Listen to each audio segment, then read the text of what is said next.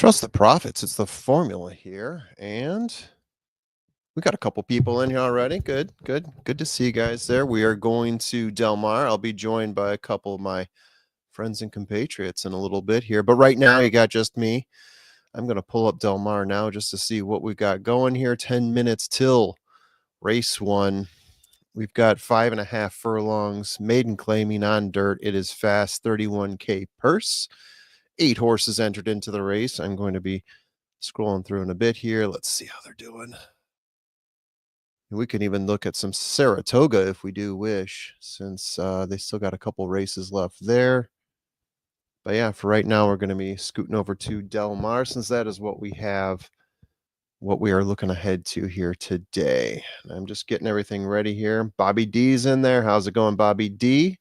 Joseph Myers, early start. Yeah, well, they got race one starting off a little bit early for us Central and East Coast timers. So I'm trying to get an early start there.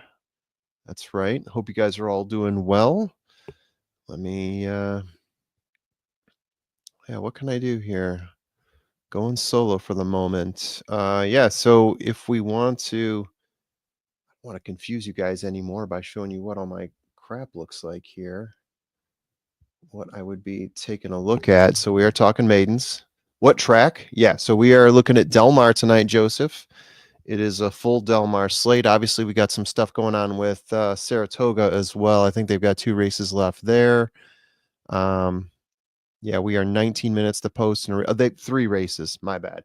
3 races. 19 minutes to post to race 8. Then we got race 9, race 10. And I got a couple personal plays in those 3 as well. So we hope that goes well for me personally. Yeah, Bobby D getting the early bet in there. Exacta box 431. Good luck to you there, Bobby. Hey, that's actually pretty close to, I think, the rankings that I have here. So we might be duplicating. Right now, if we look, let me see here. It's the best way to do this, going solo. Yeah, I'll just go through these horses one by one here. So we do have 3 firsters in here. None of them are really getting favorable early morning lines. We've got the 5 Devil's Bella morning line 12-1, currently sitting at 9-1. The 7 Dragon Cat morning line 8-1, currently sitting at 5-1, and then the 8 Call Me Susie morning line 12-1, currently sitting at 8-1. Who sticks out to me there? None of them really. If you look at the 7, I'm giving a little bit of favoritism to the 7, but not enough to really push into like my top 3 or top 4. We've got to rate it 6 overall. Truth be told, I've got the firsters ranked at the seller for me here. I tend to do that unless there's something extremely eye-popping about them. Unless there's a strong trainer coming in, they drop like a huge, a very strong looking workout ahead of the race. They're on the track now, 8 minutes to post. Let me go through who I got here at my top. So top rankings here, I do have the 4. I got the 4s having, so 4 is currently at 7-2, open at 5-2. I've got them having the best formula, my own power ranking. Got the best last race. Also a horse that is getting closer to the pace. 2 races last time, finished in the money. The earnings look good from this horse too. If you look at the last, if you look at the last couple races, I've got a pretty good average on that horse here. Then you've got the 1 horse for me opening up at 6-1, currently at 5-1. That is Pride of Queens. The horse has 1 race. Got a pretty favorable number on that horse, though, in terms of where it ended up. Better on average than the 4, but the 4 had a better last race, so the 4 is definitely on the rise for me there. Also noting a class drop from the 1. So we're talking about a 31K maiden race.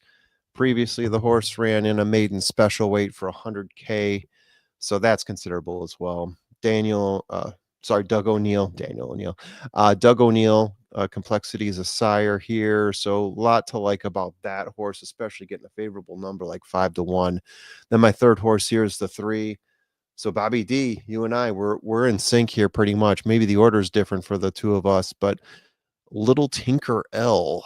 I don't have great speed figures on this horse, but I do note a class drop. I do note that there's been some improvement pace wise from the first race to the last race. Sometimes the averages get thrown off there when you've only run two races.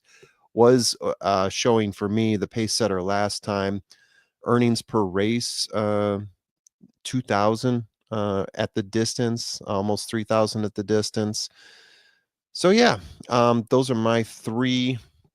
If I were to give you a fourth one, I'd float on over to the two, which is currently 16-1. I've got a class drop there. I've got a horse that shows gaining ground, two races. The rest of it not spectacular, sitting far back off of the pace. But yeah, as I know, class-wise, this horse was looking significantly better. So yeah, with 5 minutes to post here and my screen getting a little wacky on me, I'm going to have to figure out what I'm going to do. I think I've got a pretty good idea here. Yeah, let me just work the numbers and see what this early bet is going to cost. Paul Nolan, how you doing? Checking in from across the sea. Good to see you. Hope all is well for you, Paul, as I'm figuring out this first to play here at Del Mar. 4 minutes to post.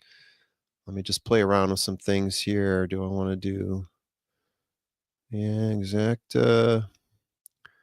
Do exacta key box. It looks kind of like this. Cost me that much. Yeah, let me take a look at some of the numbers here. Yeah.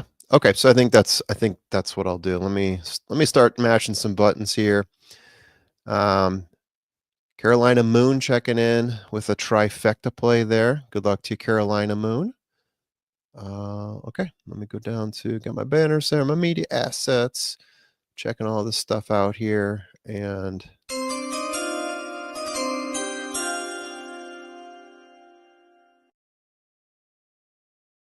all right, with 8 races here, not going to get too crazy. Let me drop this in here.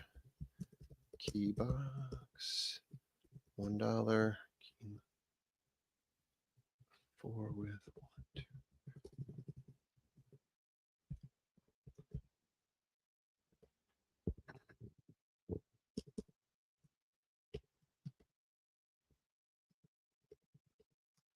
All right.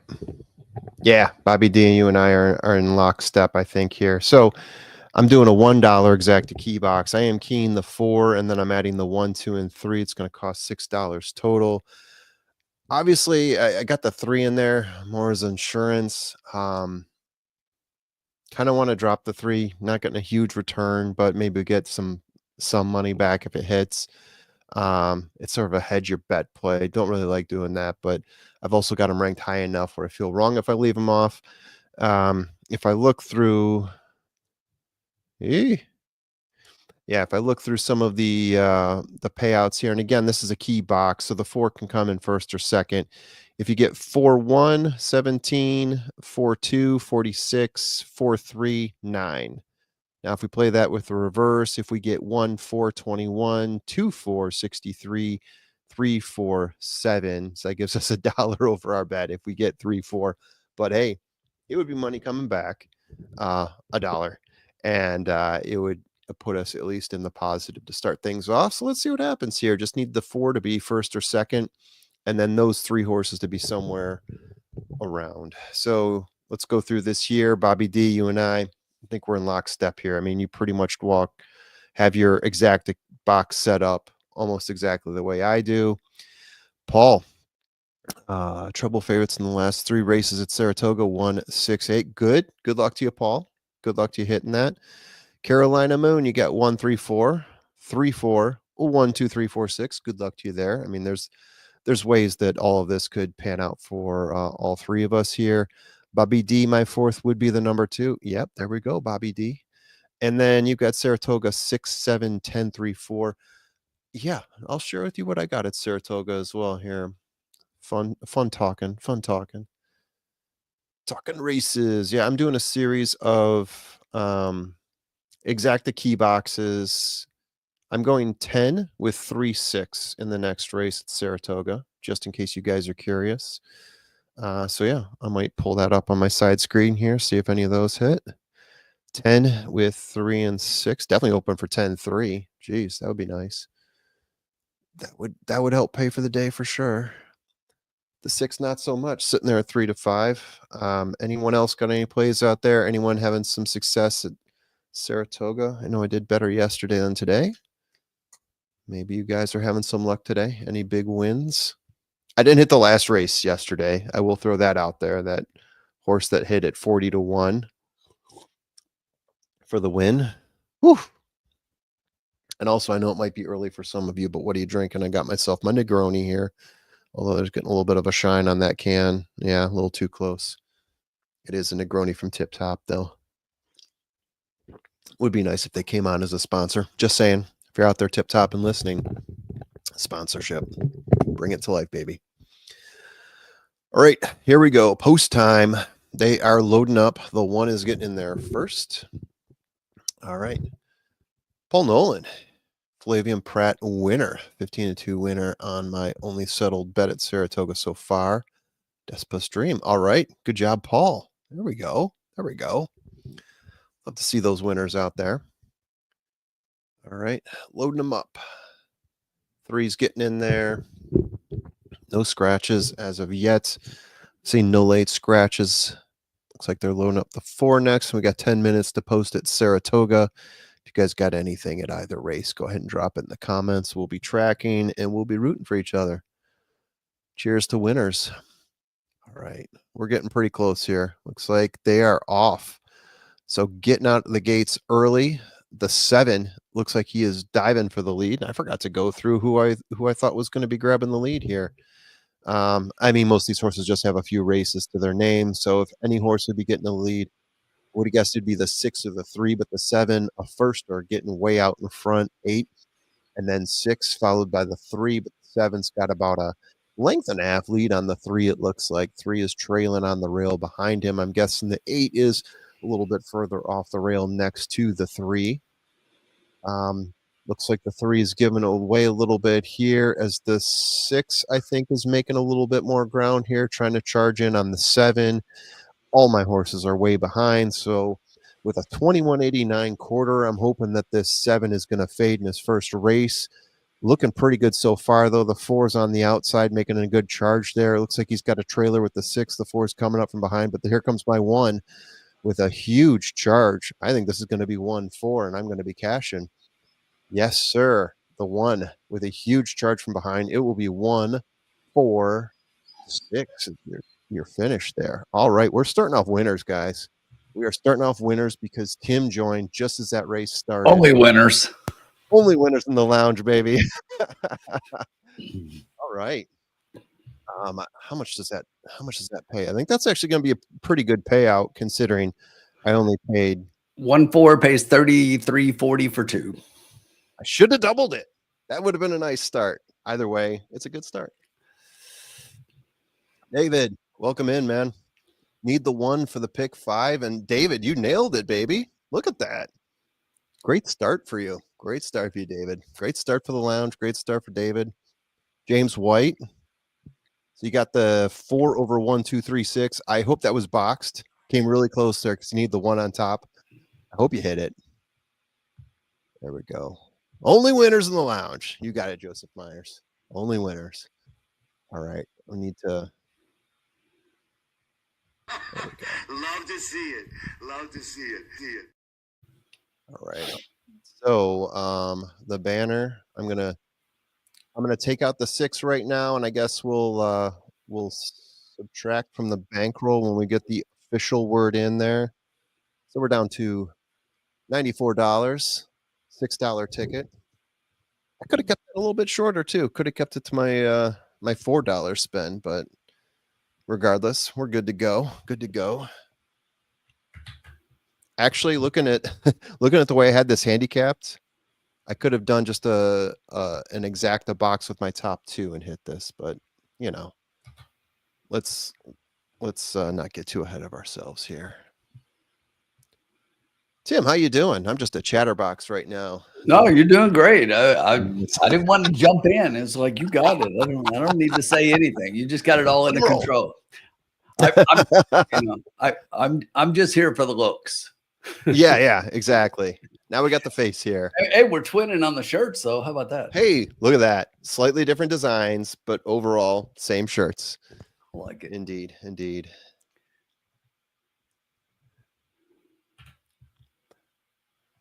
Yes. Nice work there, Paul. Had the exacta that we had. Well done. Excellent. Yeah, so like you said, Tim, one over, whoops, I got to make sure I'm looking at Saratoga now, bouncing back and forth between the two. 1462. Okay, so it's $16. 16 on a $1 bet because we didn't do a $2 bet. Kept it cheap. So we'll be at 110 after this, and maybe some change depending on how it pans out here. Yeah. All right. Tim, any thought?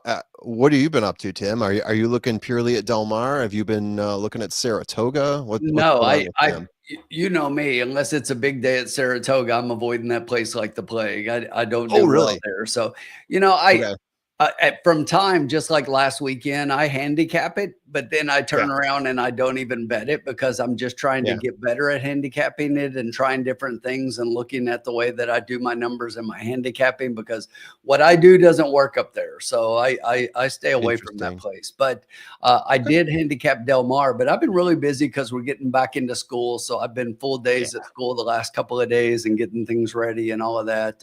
Students return next week. So I'm ready for that, but I've been waiting for this. I am ready to go. We had a good Manitoba Derby night on Monday. For those that tuned in, we had we doubled our bankroll that night. Had a really good hit, and we're really close on a couple others. And then they stole money from us when they disqualified our horse in the Derby there. But other than that, it was a good night. That's what I was just talking about. No, Paul, as you can see, I'm still a bitter man. Yeah, I know. The question for you, though, Paul, did you have a good birthday yesterday? Oh, happy birthday, Paul. Yes. Hope you had a good one. Yeah, I was talking to El Hombre about that because he and I often chat one-on-one. We're old friends, and he's been getting a little bit back into handicapping and horse racing. And he's like, oh yeah, I would have been up significantly if it wasn't for that DQ the other day. And I'm like, well, you have to be a little bit more specific than that. Was it Zulu Kingdom or Del Mar? And he said it was a Cinnabon. Like, oh yeah, there were 3 major DQs over the past week. So you have to be much more precise. It was probably the craziest I've ever seen, because it came in and there was an objection. Yeah. 1 horse on 2 horses. Then there was an trainer's objection. Then another trainer lodged an objection. And it's just like all this. And then it's like, okay, let's do an inquiry. Oh my God. It was just the craziest thing I've ever seen. Indeed, profit is profit. So I got us $10 ahead. But like Tim always says, we like to start off a little bit slow. I could have doubled that up because 8 races, $100 is our ticket, but wanted to leave a little bit more in there in case we were going to blow it up later, or just get a feel for the park as we often do. So yeah, $6 jumping in, felt good with that. But yeah, we'll take a little bit of profit here. Heck yeah, that puts us up 1070 already after 1 race. Look at the formula just starting us off on the right foot. There we are.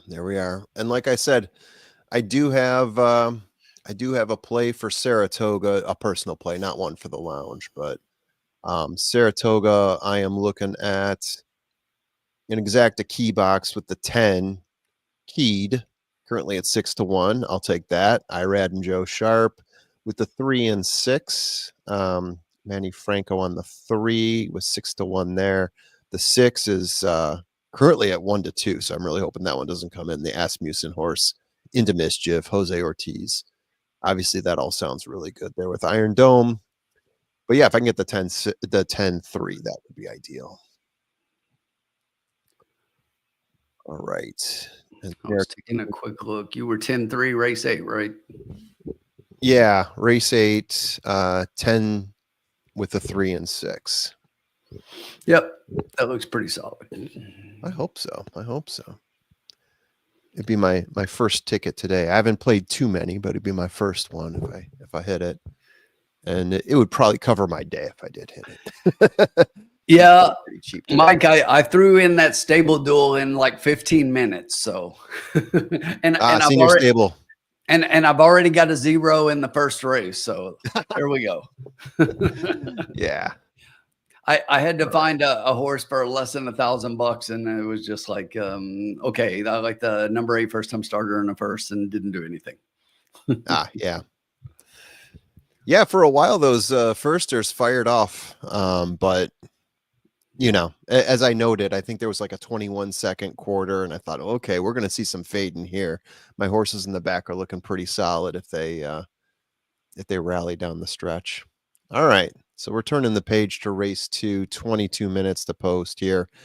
Maiden special weight, 80K on turf, 5 furlongs. Yeah, 80K purse size here. We've got, let's see, a lot of firsters, 8 horses in, 12 were entered, but 4 scratches, 9 all the way up to 12 completely scratched out. These are always tough to judge because 5 firsters versus 3 second time shooters. The best one to me does look like the one that is currently the favorite, opened up as the favorite, Shady Stripes. Got The 6. Jeez, is the Negroni hitting me already? What did I say? You said 1, and I had to be like, what? I don't have the 1 at all. Yeah. Okay. I was looking at the 1 to 6 odds here, or a 1.6 to 1 odds here, and now that's where I wrote that. Okay, Shady Stripes, the 6. I've got him as my 1. Significantly better numbers than the other 2 second time shooters. That could be deceiving sometimes because sometimes horses run off. They don't run their best race. They have a significant jump from race 1 to race 2. But if you're looking at a horse that is actually shown something in the previous race, finished in the money, Jeff Boone, the trainer, pretty good compared to the other trainers that are in this race. One of the top 3, I would say. Yeah, so I think the 6 is probably the one that you would have on top. After that, you can move over to 2 Sassy, the 7, another second time shooter here, finished in the money the first time out. Got worse speed figures compared to the 6, but still pretty decent. In both cases, the horses were pace setters, which is something I do look for. A horse that paces and fades might come back stronger the next time. Also, this horse did run in a lower stakes race, 45K, a lower purse, I should say. 45K was the purse in the last race versus 60 for the 6. And now they're both bumping up to 80K. So there's a rise here in class from all 3 second shooters. And then if I look for another horse here, I am looking at a firster, Victoria's Jewels, Umberto Rispoli. Yeah, I think this is a horse, 47.6 second, 4 furlong workout last time out. Looks pretty respectable here. And then my 4th horse running a similar workout recently. I'm going to jump on over to the 1, Dancing Daisy. Yeah, another firster here. Always tough to talk through the firsters. I mean, there's only so much you can talk through. I'm going to give you another one. I think the 6 is going to be tough to beat, but I'm going to try to beat that horse with a first-time starter, and it's none of the ones you mentioned. I love the 3 Midnight Cowgirl. Okay. So the thing about the 3 Midnight Cowgirl is we're talking about the babies here, right? 2-year-olds. And yeah. You know, when you're talking about the 2-year-olds, the month makes a difference. This is a January born. Right. So, so that's a big deal. Got to, you know, as much as 5 months on some of these. And here's the thing about this. If you look at the dam Star of Munster, she has had 5 first-time starters, 3 wins in a second. Okay. So she's had 3 wins in a second out of 5 starters. She's 60% first-time winners. Yeah. So that's not too shabby. And then you look at the works. Look at that 4 July bullet at Santa Anita, 46-4. And then she comes back with a really nice 5 furlong, and then comes over to Del Mar, another bullet, 5 furlong, 1 minute and 2, best of 13 for the day. I think the 3's a real threat in here as a first time starter. The 6 is going to be tough, but I'm going to play those 2 for sure. Yeah. And I do like that workout. Yeah, and I did have your 7, Too Sassy as my 3rd pick. Check out the workout on that horse. If you're looking at 5 furlong workouts, a 59.6. Yes. A horse that was a pace setter last time out. If you're looking to beat odds on the 6, I do think Too Sassy might come back this race, maybe hang on a little bit more. I've got way more of a fade on that horse last time, but again, it's a first time type thing, right? Going from first time to second time. Yeah. And it looks like I hit my exacta here, but it was the worst possible case, getting the 6 on top of the 10. What can you do? 6 on top of the 10 pays $4. I get my money back. Crap. Yeah, that 6 got bet way down. Looked like 6-10-7. 6-10-7. You got it. You got it. Well, that's all right. I'll get my money back. I'm fine with that. Sometimes happens that way. 2 more races to go to make my dreams come true. Should get Paul checking in with us. Maybe El Hombre if he gets some time in today. We'll see what happens there. Sean, maybe Colin Sheehan will creep on us. What's that? I said, I'm sure Sean will be in shortly. So. Yeah. Colin never comes around. He will creep in the comments section. That's what I was alluding to. Creep is the right word. Colin. Poor Colin. He becomes the butt of our jokes, but he's such a great guy. No, he is. I just like making fun. Yeah, we all do. We all exactly. Do some of us more than others. I'm looking at El Hombre. Yeah. All right. How we doing here? You know, Colin's gone big time with doubling down, so he's too good for the rest of us. We're not network. Yeah. I feel like I'm beating him in doubling down though, so I can possibly hold that over him since he started really tracking it the last 6 weeks or so. I want to say I'm beating him. I could be completely wrong in talking out of certain orifices, but yeah.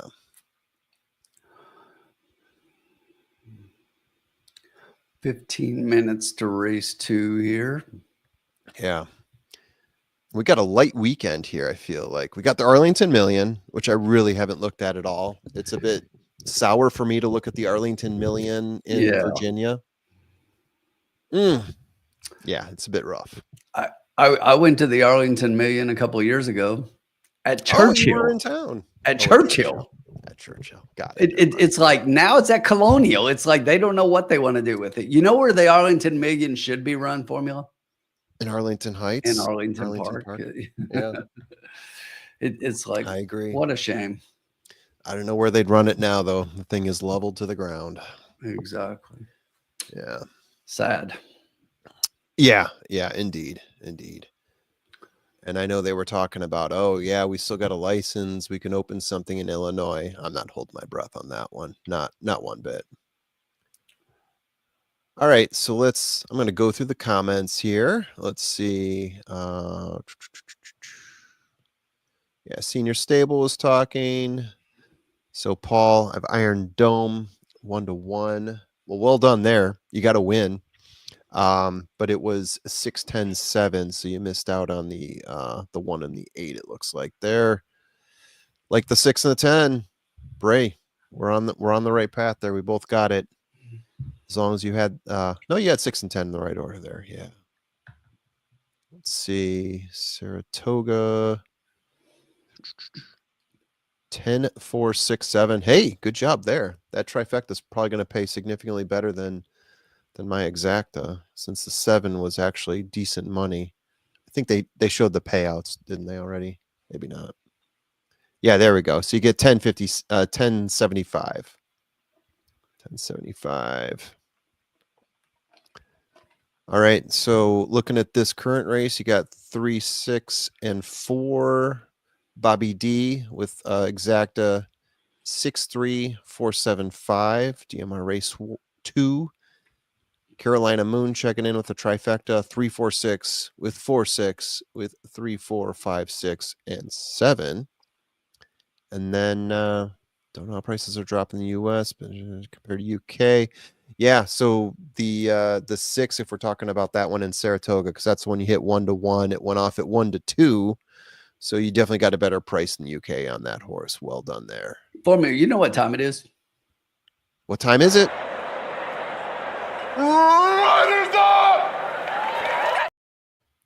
Indeed. They are hopping up on those horses. It's Riders Up time. It is Riders Up time. Out. L Street's got 6 and 3 in race 2.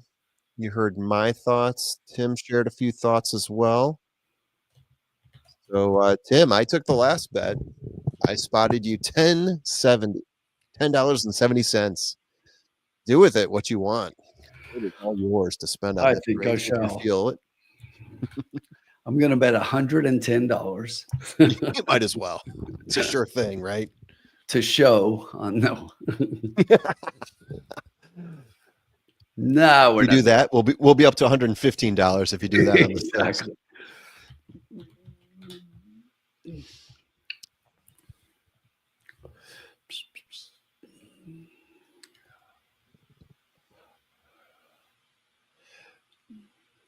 Paul, you're making me do math here. 17-2. So that's about 8-1, 8.5 to 1. Right now, that horse is sitting at 9-2 here in the US. So you're getting a great number. But then again, you said it dropped down to 4-1. So we're doing a little bit better than you now. We're at 9-2 on the 1 right now, if you're curious. In race 2 at Del Mar, indeed. And now you got 4 is 10-3 from 11-2. 4 is currently at 5-2. So that's 2.5 versus your 3 and a third there. So doing a little bit better on that horse there. Look on the math with the formula and Riders Up, Tim. We are counting down fractions, turning them into decimals, doing all sorts of fun things. Compare and contrast. Horses are headed to the track. We are 10 minutes to race 2 here. Got a full field of 8. The 4 also eligibles 9 through 12 are out. None of them drew in. Little maiden rate going 5 furlongs on the turf. At where the turf meets the surf. Yeah. Surf and turf, baby. Del Mar.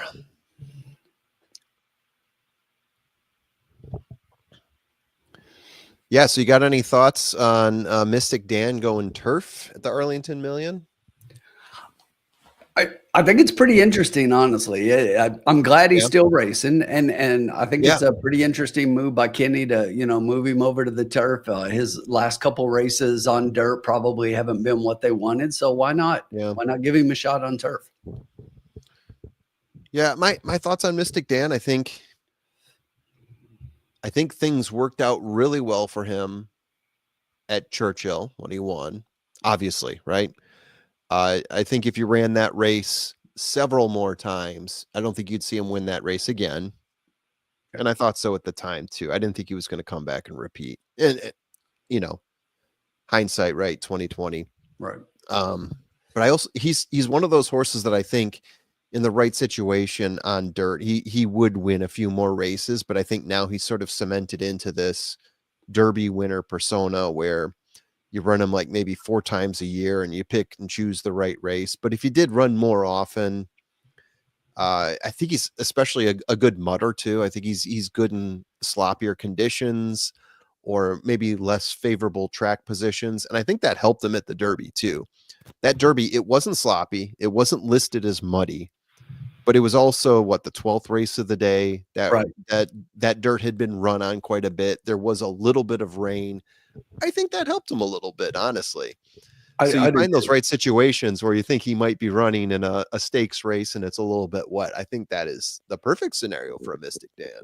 But Yeah, and I totally agree with what you said. I mean, he's a Derby winner, so you're not going to yeah, see him running in ungraded stakes races. He's going to probably always run in the bigger races, and right. I just think that that's probably a mark against him because he won that race, but as you said, I'm not. Yeah, He had a lot of luck in that yeah, race and ran a great race and great ride by BJ, but he probably needs a step down the ladder or so. But I think this is yeah, probably an experiment to see whether or not Kenny being Kentucky based, the races at Kentucky Downs are big purses, huge they purses. are. They are. And, Yeah, and I think Kenny's like, let's see what he does on the turf, and maybe we go win, cash a big check. absolutely. Yeah. Yeah, he's in a similar situation, I would say, although I think he's more talented than Rich Strike. Rich Strike Oh, kind of for going sure. through the same thing. Yeah, absolutely. Where you can't all of a sudden run him like 6 to 8 times a year in grade 2, grade 3 non-graded stakes races, even though if he didn't win the Kentucky Derby, that's exactly where he would be. But he Exactly. won one huge race at the right time. Everything worked out well for him.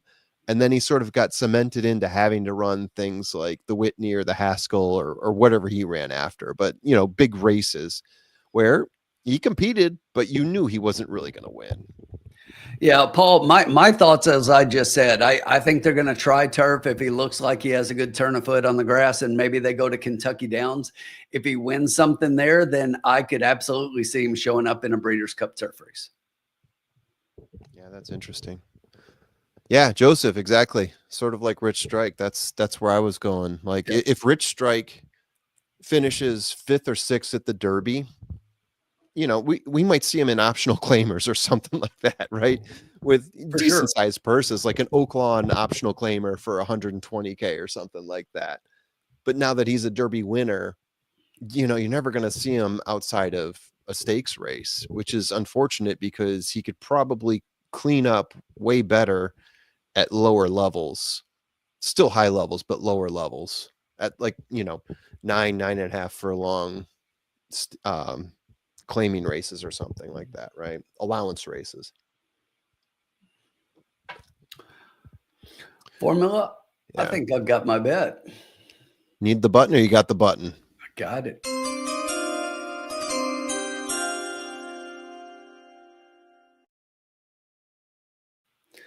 All right. So Formula got us an exacta to start things off. We're going to dip our toe into the trifecta pool this time, and we're going to play a $2 try. My favorite format here. We're going to play a 3-6 with 3-6 with 1-4-7. All right.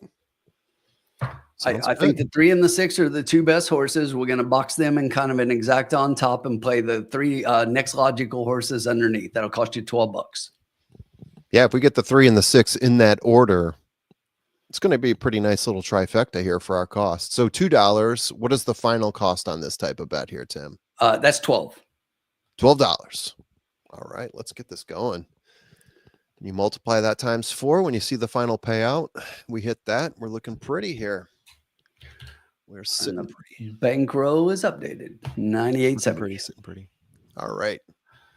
Here we go. We got this. Yeah, I was looking right now. Excuse me.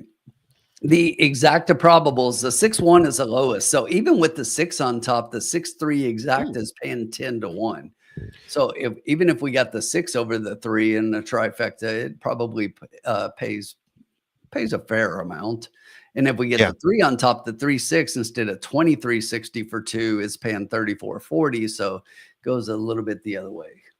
Yeah, absolutely. Then you get maybe the 7 underneath, and maybe we're Yes. talking about like for a 50-cent bet, $30 territory, multiply it times 4. Yeah, Now you're 120. talking. Yeah. Now you're talking. Yeah, let's do that. Let's do that. Let's do that. Yeah, next race at Saratoga. Well, we got 3 minutes to post here. I'm doing an exacta key box with 7 with the 1 and the 2. 7 currently sitting at 7-2. Valuation metric from Chad Brown, Flavian Pratt. Seems like a good one to key on. States Rights is the 1. That is the second horse in my exacta box.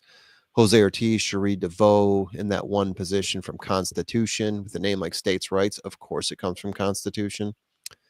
And then the 10, going down there, Todd Pletcher, Luis Saez with Candytown from Spadestown, sitting at 8-1. So I'm definitely hoping that I hit the 7-10 here. That would actually that would pay out pretty nicely. 7 over 10 right now would pay 33 on a $1 bet. I'll take that. Late money coming in on this 1 who is currently your favorite now. So the 1 has now taken over favoritism, Ro.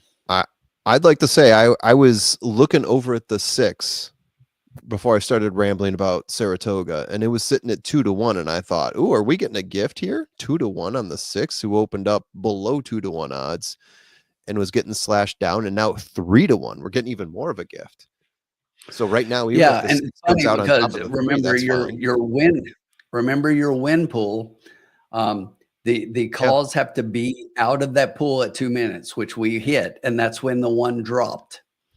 But if you look in the exact pool, let's continue to watch and see if late money comes on the 1-6, because in the exacta pool, which they can continue to play, the 6-1 is still the favorite. That's right. This is a Del Mar rule, correct? Where the cause have to end at a certain point. They just started it because of that big hit here recently. And some of that, no, actually, I take that back. It was that race that got really widely publicized to where there was a huge odds drop mid race. Yeah, it went down from like 16-1 to 4-1 or something crazy like that, or 5-2. You know, how many times have we seen that across the country, like every day at every track? Right.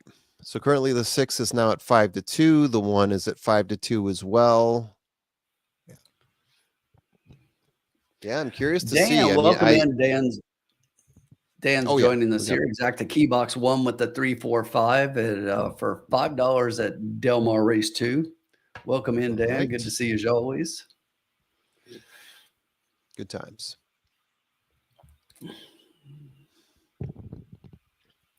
I still like this 3. I'm telling you, I think like 5-1. I love the way the 3 is floated up. Yeah. Yeah, let's get this 3 on top here. I'm all for that.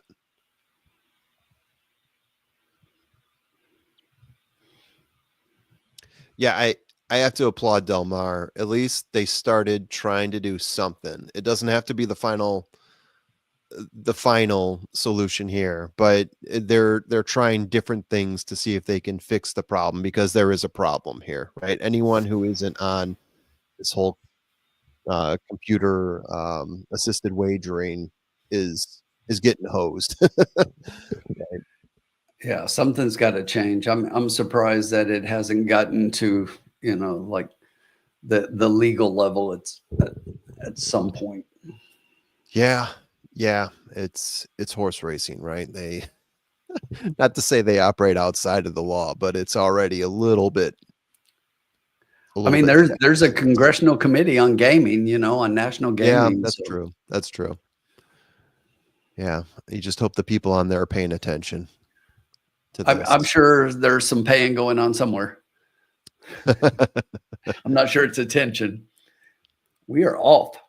We are off. The 6 getting out to an early lead, as is the 7. The 7 really poking ahead early there with the 4 right on his tail. The 7's going to take about a 3/4 length lead, but the 4's got the rail squeezing in there quickly, charging ahead, equaling out to the 7.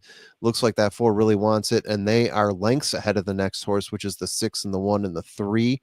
7 and the 4. I'm very curious to see what the time is on this first quarter of a mile, because they got out there very quickly. 2 and 3. 22. Okay. Not as fast as the previous race, but still pretty fast. The 7 has got the edge out there on the outside, taking over on the 1, but we do have the 6 coming in here on the outside. They are starting to pull it in there. The 7 taking the lead over the 4. 4 starting to fade. The 1 now getting out in front, taking over across the 4. The 7 still has a good 2 lengths on him and starting to stretch it out. It looks like it's going to finish out here to be 7-1-6, unless somebody can come at the end here. 7-1-6 it is. 7-1-6-3. 7-1-6-3. Ay, caramba. All right. Who had that? We just had our trifecta backwards. Yeah, we did. We did. Flip it around. Too sassy on top. Too sassy. Need a Ted Lasso drop for that. Sassy Smurf. All right.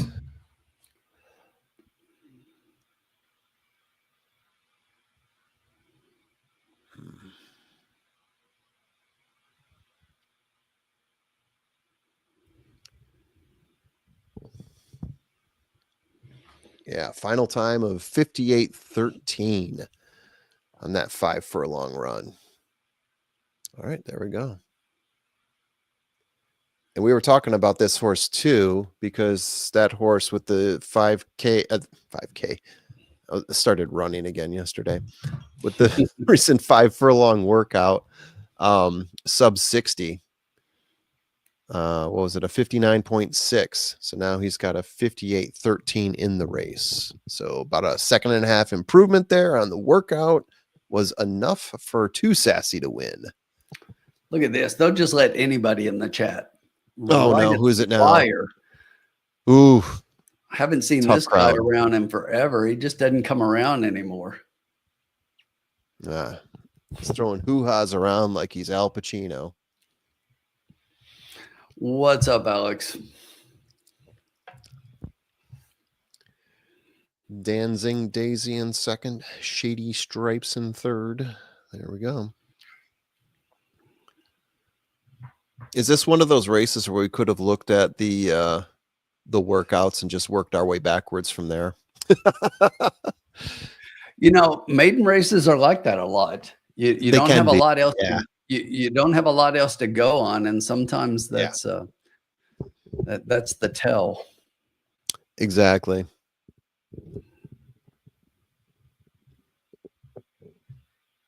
$4-1 on Too Sassy, paying off $10.80 for the win, $4.80 for the place, $3 if you showed. The 1, $5.40 on the place, $3.80 on the show, and then the 6, $2.80 on the show. We were joking around about placing a bunch of money, our whole 110 on the 6 to show. That actually would have paid out a little bit better than I expected after the odds played out. $100 bet would have paid 140. Not too shabby. Not too shabby. Oh yeah, we've got some Saratoga coming up here in a second. So 8 minutes to post there. I've got 7 exacta key box, a 7 with 110, 3-1 on the 7. The 1 is 8-5, the 10, 9-1. But again, that's just me. We're not putting that in the lounge. That's just a little bit of something on the side to talk through Saratoga here. This is interesting, Dan H. I feel like Saratoga, people overbet works. Here they overbet Bob. The last part, not so interesting. That part we knew. But I've never heard that people at Saratoga overbet the workouts. At least that's not something I often look at. And I feel like I've been doing pretty good at Saratoga, especially with exacta key boxes. I've figured out through my formula a couple different patterns to bet. So yeah, but workouts really haven't been factored heavily into that. But that's interesting that you think that they favor workouts heavily.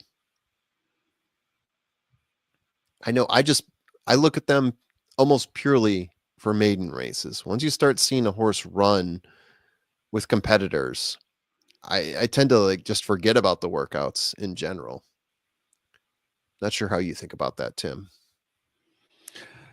Well, I mean, I look at works, but you can't overweight them. You know, it depends on the situation. If a horse, even if a horse has a work, if a horse is racing, you go off the races. I mean, you have a lot to go off of there, right?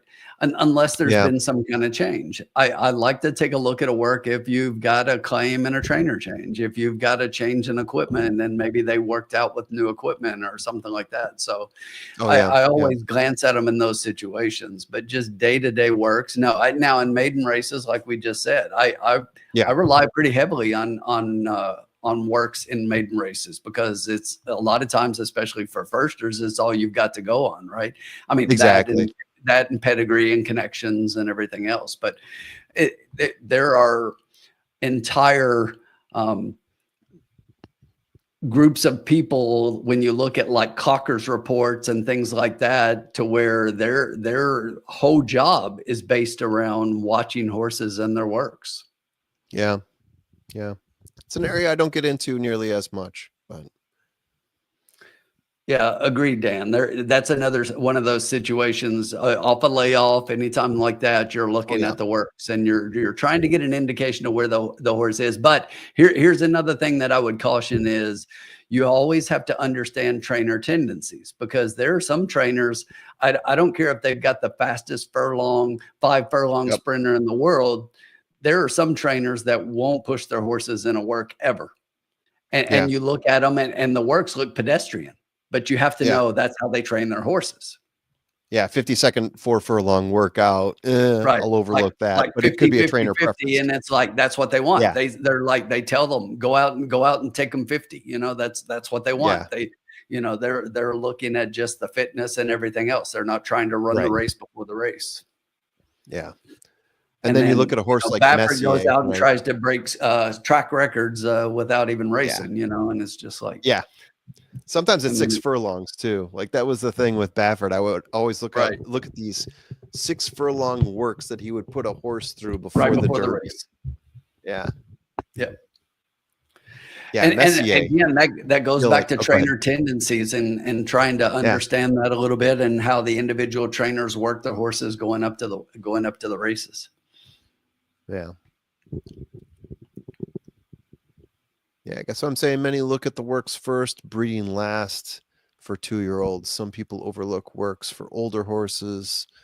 That would be good for an underneath play. Interesting. Yeah, I'll have to consider that. I know I usually look, if I'm looking at maidens, I will look at a combination of jockey, trainer, and sire, which is something I talk about often when we do these shows, right? I talk about, I like the jockey trainer sire combo. And it's not necessarily saying I like when, for example, Flavian Pratt rides a Brad Cox horse. I'm looking at them individually, scoring them, and then adding up the numbers and saying, hey, when you add up all these numbers together, it's better than some of the other horses. So that's usually what I'm saying when I look at things like that. But to your point, let's see. When I look at firsters, I usually look at that score first, or I look at to see if there's one of the 3 or 2 of the 3 that stick out higher. I'll look at sire. If it's like Into Mischief, then all of a sudden I jump on that and say, okay, well, here we go. This is potentially something, because you feel like those horses break their maiden earlier than a lot of the other horses, right? Especially if you get Brad Cox training or Bob Baffert training or whatever. Yeah. But workouts, I will look at those, but it seems to be after I look at everything else, then, and I did it for this race too. After I looked at everything else, I looked down at the workouts, and then I'm like, oh yeah, Tim, if you also look at this one, that's when we said the 7 ran a sub 65 furlong, but it didn't strike me as being, hey, the 7 ran a sub 65 furlong. That should be our top horse. It was everything else. And then this is interesting was the way I looked at it. Exactly. Yeah. You know, one thing I say all the time is that to me, when I look at it, everything's a data point, right? Some of them are just more valuable than others, but everything's a data point. Yeah. And the trick, and you know me, that's why my nickname's the formula. I'm constantly putting together these data models and trying to figure out what is the significance of each of these, and which one is the most significant, and does it maintain from racetrack to racetrack? And I think one of the things I've learned is no, it does not maintain from racetrack to racetrack. It definitely doesn't. if I look at Will Rogers, I'm not usually using the same formula I look at for Saratoga. The formula I'm looking at right now for Saratoga seems to also work for Ellis Park, but that doesn't necessarily mean it also works for Churchill. And it could also mean that in a different season, it doesn't work as well. And then you look at Turfway and you're like, well, throw out everything. I got to look at this in a completely different way because it's Turfway. Kentucky Downs, similar. I mean, you got to put a completely different staff on that. Yeah, and it's why I said with earlier with Saratoga that, you know, I usually struggle up there because the way that I look at the races and the things that I look at and the weights that I apply to everything, you know, as I go through it, it doesn't work out as well up there, you know, and I don't have the success that I do doing the exact same thing at Keeneland and Churchill. Yeah. Keeneland's different. Churchill's different. They all have a slightly different flavor. And then the key is trying to figure out how to weight them across each other. And then you're going between, you know, maiden, claiming, stakes, allowance races, right? It's also figuring out what's different there, because I said, hey, some of my stuff's working out well at Saratoga. And then I started to sort through it yesterday and put pivot tables in there and said, well, how does it break down if I look at maiden versus allowance versus stakes? And I found out looking at maiden special weight, not so good. But if I pull that out and stop looking at those, hey, now I got even better at the other races. So we are at post time at Saratoga. The horses are moving over from the dirt onto the turf. All right. Race number 9 coming up at Saratoga. A mile on the inner turf.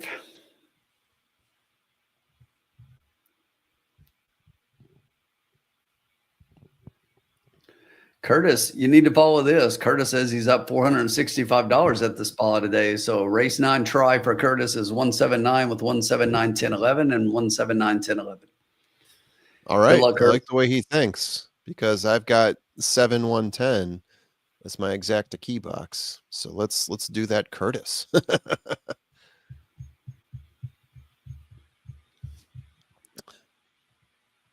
Yeah, well played, Curtis. Up 465. That's a good feel right there. That's a real good feel. First bet, Bobby. Already looking ahead to DMR race 3 with 2, 3, and 5, 7 in his exacta box. We will get to that in a second here. We got 18 minutes to post at Del Mar, which gives us time to take a look at Saratoga and just talk through that. Yeah. Another race to call here at Saratoga. Fast and Firm. They are on turf. They are starting to load up. Let's see. This is race 9. Make sure I'm on the right day here. Race 9. So they're going 8 furlongs on turf for a purse of $110,000. 16 horses entered in. Only 12 survived after scratches. Crashes. Jeez. After crashes? What are you doing? No. Easy. Actually, no, they cut. How many of those Negronis have you had already? Oh my God. Just the one, but NASCAR at Saratoga. Oh, Spin Nation. Hi guys. What's up, my friend? Sean. How you doing? Doing all right. I'm already feeling the effects of the cocktail lounge. Look at Sean. Sean's already ready to go up to Woodbine and the King's Plate. Look at that shirt. Yeah, That's right. He's ready. All right. We're off there at Saratoga. Oh, here we go. E5 is starting to jump out. The 10 really wants to take over, though, on the outside. The 10, it looks like he's going to take it, too. He came from way outside there. He's going to be 3 wide into the turn, though. Look at him. He's going 3 wide, getting pushed out a little bit. The 3 took the corner very nicely. The 5, 1 length behind. The 10, 2 lengths behind. And the 9, 3 lengths behind. Landing Craft, 28-1 out in front early on. Getting about a 1.5 to maybe 2 length lead now. 23-34 is your first quarter. He's got a nice, comfortable lead there, but it is 8 furlongs. Plenty of time for the other horses to catch up as the 5 is in second place. The 10 is behind him. The 9 on the rail trying to squeak past the 10. I really like where Junior sitting there on that 9. Indeed. Junior can do some stuff. They are starting to pull it in on the 3 now. 47-35 half. He's got about a 1.5 to maybe 2 length lead, stretching it out maybe a little bit more there as they round that second turn. Stretching it out a Junior little up the bit. rail. Junior up the rail on the 9, along with, I think, the 10 out there. The 11 also 10 trailing outside him. behind, coming on strong. But, man, that 3 takes that turn really well. The 9 is Junior. He's about to flying. take over, though. He had to Oh, check up, though. He Junior's got wanted to a lot take the of horse. rail. The You horse gotta is spinning straighten his him out. head. He's got a Not ton of looking horse. good. Ton of horse. You still Get up, want it. Junior. Here comes the 11. The Get up, 9 is Junior. going to take over despite checking up. The 2 right behind him. Junior Looks like had it's going to be all the horse. 9-11 Oh, Junior 9-11. Jockey. on turf. Making it look Stars. easy. Stars and strides. I had Junior and Bill Mott. They're unstoppable. Exactly. they're pretty darn good. They are pretty. Those two are making a lot of money together this year. He was loaded because that horse took off like a bat out of hell. And then he actually, I think he got clipped and you saw some dirt fly up behind him. And he checked up and the horse kind of went sideways. He straightened the horse out and he went again. Watch right here. If you're watching that horse checked up 2 or 3 times. If you watch right here, that's like number 1. He goes in again, pulls the head back, looks like he falls back half a length and still charges forward while that 11 and 2 are starting to gain. But man, he blasts past the 3 who thought this was a 7 for a long race. 2 looking really good there too, to be able to 9-11-7. 9-11-7. Yeah. I mean, Dan, I would be surprised if they don't look at it. I don't think that the 9 interfered. I think it was just like a misstep kind of thing to where it looks like he kind of was by himself. So yeah. That was just more himself rather than he was just trying to get him straight. I think he was trying to go inside on the 3 and there was no place to go. You can see it here. No lane. Yeah. I think he was checking he was checking his passenger side mirror there, I think. Yeah. He was much the best. Yeah. I don't think they're not doing anything here. I will tell you that the stewards at Saratoga are gun shy right now. Yeah. After the shit last week, they should be. Yeah. I lost money on Zulu Kingdom for sure. Even with Riley Mott, he's winning. With the Oscar horse, the Mott name and Junior, just have to put him in. It's like the Ortiz brothers. Yeah, that might have been part of it, Dan. I think the 5 was kind of backing up there. Yeah. I think part of it too was the 9 thought he could take the rail from the 3, but the 3 and the 3 moved over. And I think Junior's like, no, you don't have that. Inquiry. Don't be so confident. Inquiry on the 9. Okay. Yeah, we'll see. And if they take this 9, I do think I give them credit for looking at it. Sure. For looking at it, but I don't think they'll do anything. But I give them credit for looking at it. It's going to be earlier, though. It's going to be earlier than when he did the head thing. It's going to be at this point right here. Did he cut someone off to get that inside? They're showing the stewards for camera view.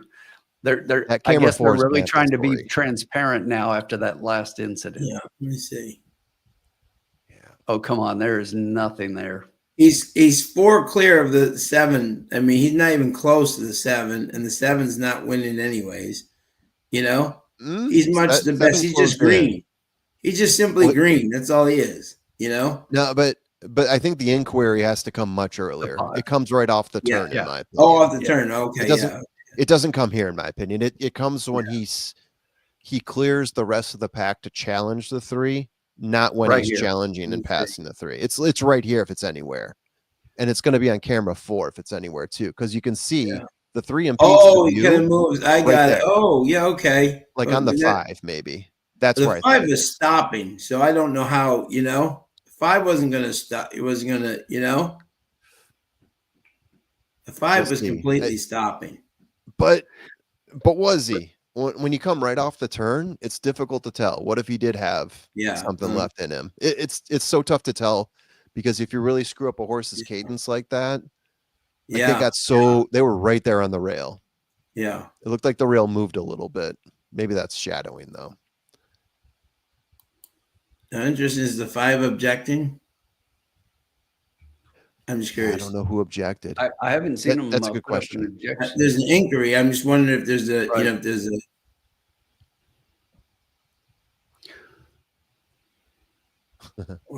Or does Jose just think his horse is dead? There we go. This is the lounge inquiry. That is correct. Yeah. Oh, they got to show it earlier than this. This does us nothing. Dan is saying trainer objection again.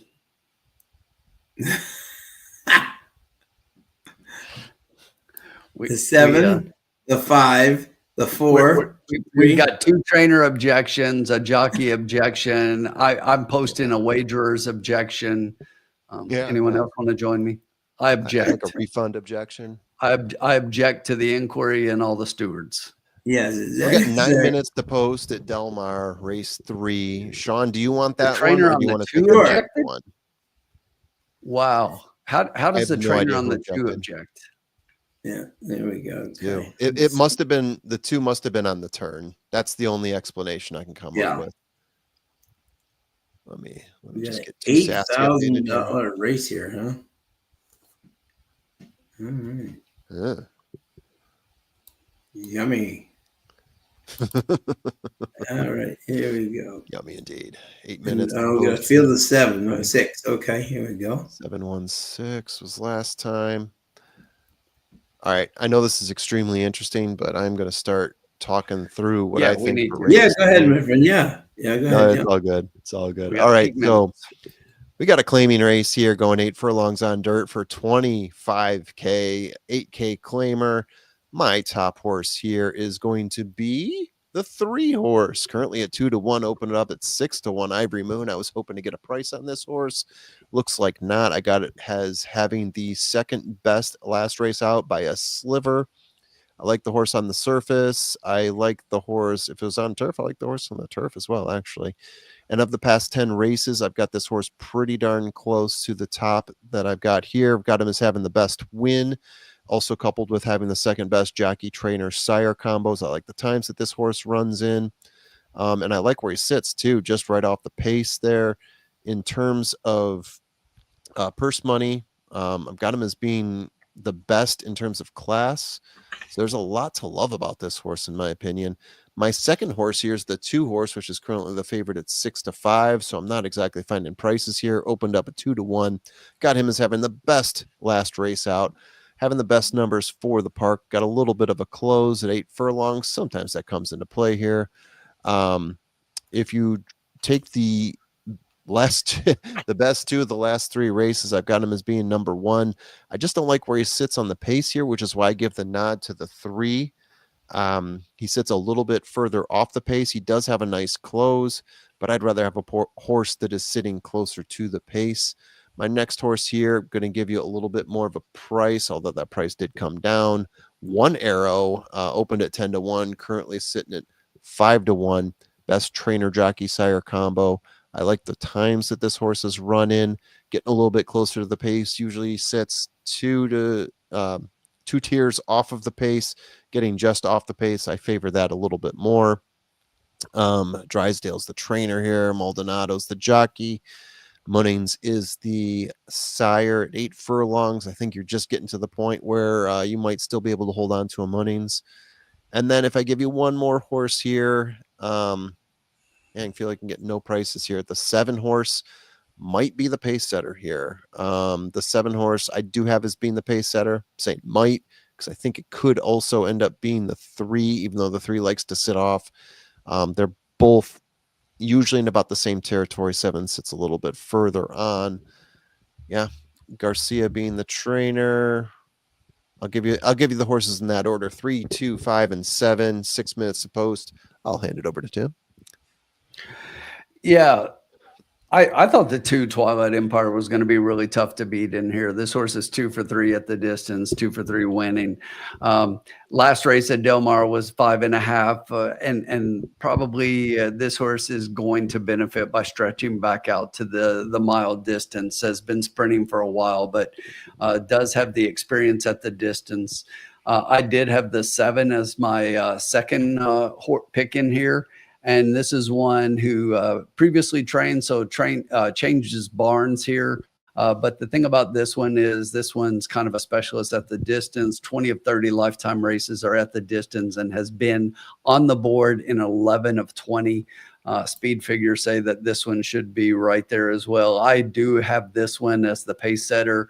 My concern with the 3, who I had as the 3rd pick, is that I'm not sure this horse wants the distance. This horse has not run a mile. This horse has not been past 6.5 furlongs.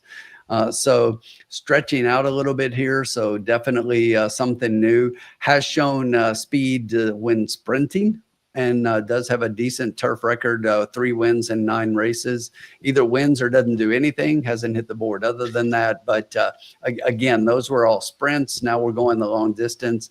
And the thing about it to me is this is a Ransom of the Moon. And when I look at Ransom of the Moon, he's got a much better sire percentage for sprinters than he does for routers. So I'm not sure that this horse wants the distance here. That would be my big concern. So 273 for me, Sean. Yep. Okay. Yep. My best horse at the distance is the 5. That was my 3rd horse, One Arrow. Okay. Okay. One Arrow. But yeah. Good note to make that I don't think the 2 or the 3 have run the distance in the last 10 races. Yeah. Yes. But the 2 has run it 3 times before and won 2 of those. Okay. It's just been a while. Exactly. Yeah. Yeah. Exactly. So, okay. So I am kind of on the same page here. And this is interesting. Yeah, because this is a It always is. Yeah, I know. I'm trying to see what we're okay. So it looks like the 9 is in the winner's circle, by the way. We're down 30 cents, so I have to be exactly. Yeah, we won the first one. We lost the second 30. one. Yeah, We're still doing great. Exactly. So, okay. Yeah, So let me see here. All right. So this is interesting because I think we're all kind of on the same page here, which is interesting. Okay. Yeah, because I'm with Tim. I had 3, 5, 2, 7 was my okay. Well, you're with formula then. yeah, right, yeah, kind of on that. And this is a mile exactly. And I actually had in my notes, which is kind of funny, I said the 2 and 3 hadn't run at the distance in a while, Yeah. or out. Not in the last 10 races, at least. Yeah, is that long, I should say. Okay. There we go. All right. This is where it gets tricky. Because the 2, as Tim says, definitely won at this distance before. The only okay. All right, here we go. Yep. I got my bet.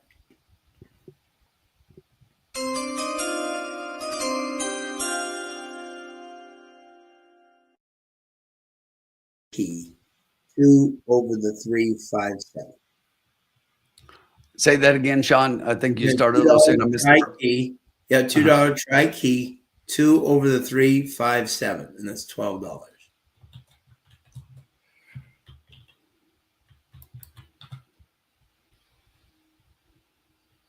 Okay. Looks good to me. Yeah, I like that. I think this 2 will be very tough at this distance. I think the 5 will be tough on the lead, and I think the other 2 can. The 3 I'm a little worried about at 4 to 5 going back from so many sprints, to this distance. But Peter Miller is hot. The cause have spoken, by the way. The 3 is now the favorite at 1-1 with 1 minute to post. Yeah. So good news on the 2 then. That means currently, unless public money starts taking over, sitting at 9-5.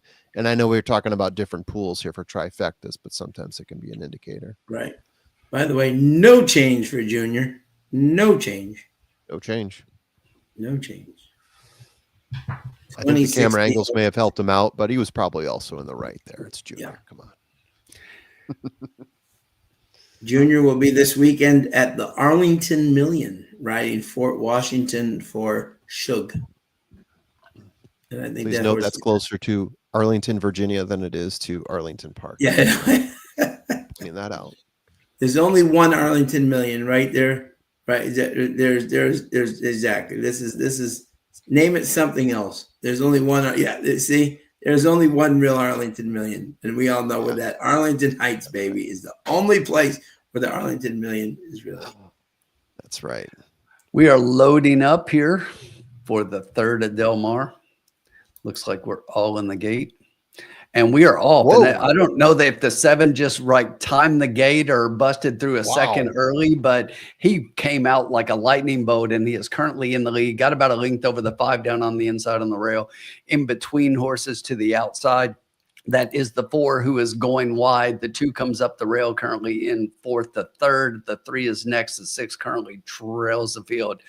The 7 up front got about a length and a half over the 5 on the outside. The 2 down on the rail is being pulled back on the reins a little bit there, easing up on the outside. That is the 3 horse in between, and the 2 currently sitting in 5th. The 6 still trails. The quarter was in 23.3 seconds. The 7 has opened up a 2-length lead, going easy up on the front end. It is still the 5 and the 2 running as a pair. Back behind that one, you've got the 3 and the 4 running as a pair. And the 6 from last starts to make a move coming up the rail inside. The 7 still leads. Half was in 47 and 2. The 6 is starting to pick it up, and now just sits a length off of the 7. The 2 coming as well down on the inside in the rail. The 6, who was last, is now closing up on the top 3, currently in 4th as we round the turn and hit the top of the stretch. It is still the rail. Stay there, 5. Comes the 2 down on the rail. The 2 is coming up. The 5 on the outside. 7 is still hanging right there. The 2 looks much the best coming up on the outside. Oh, where's the line?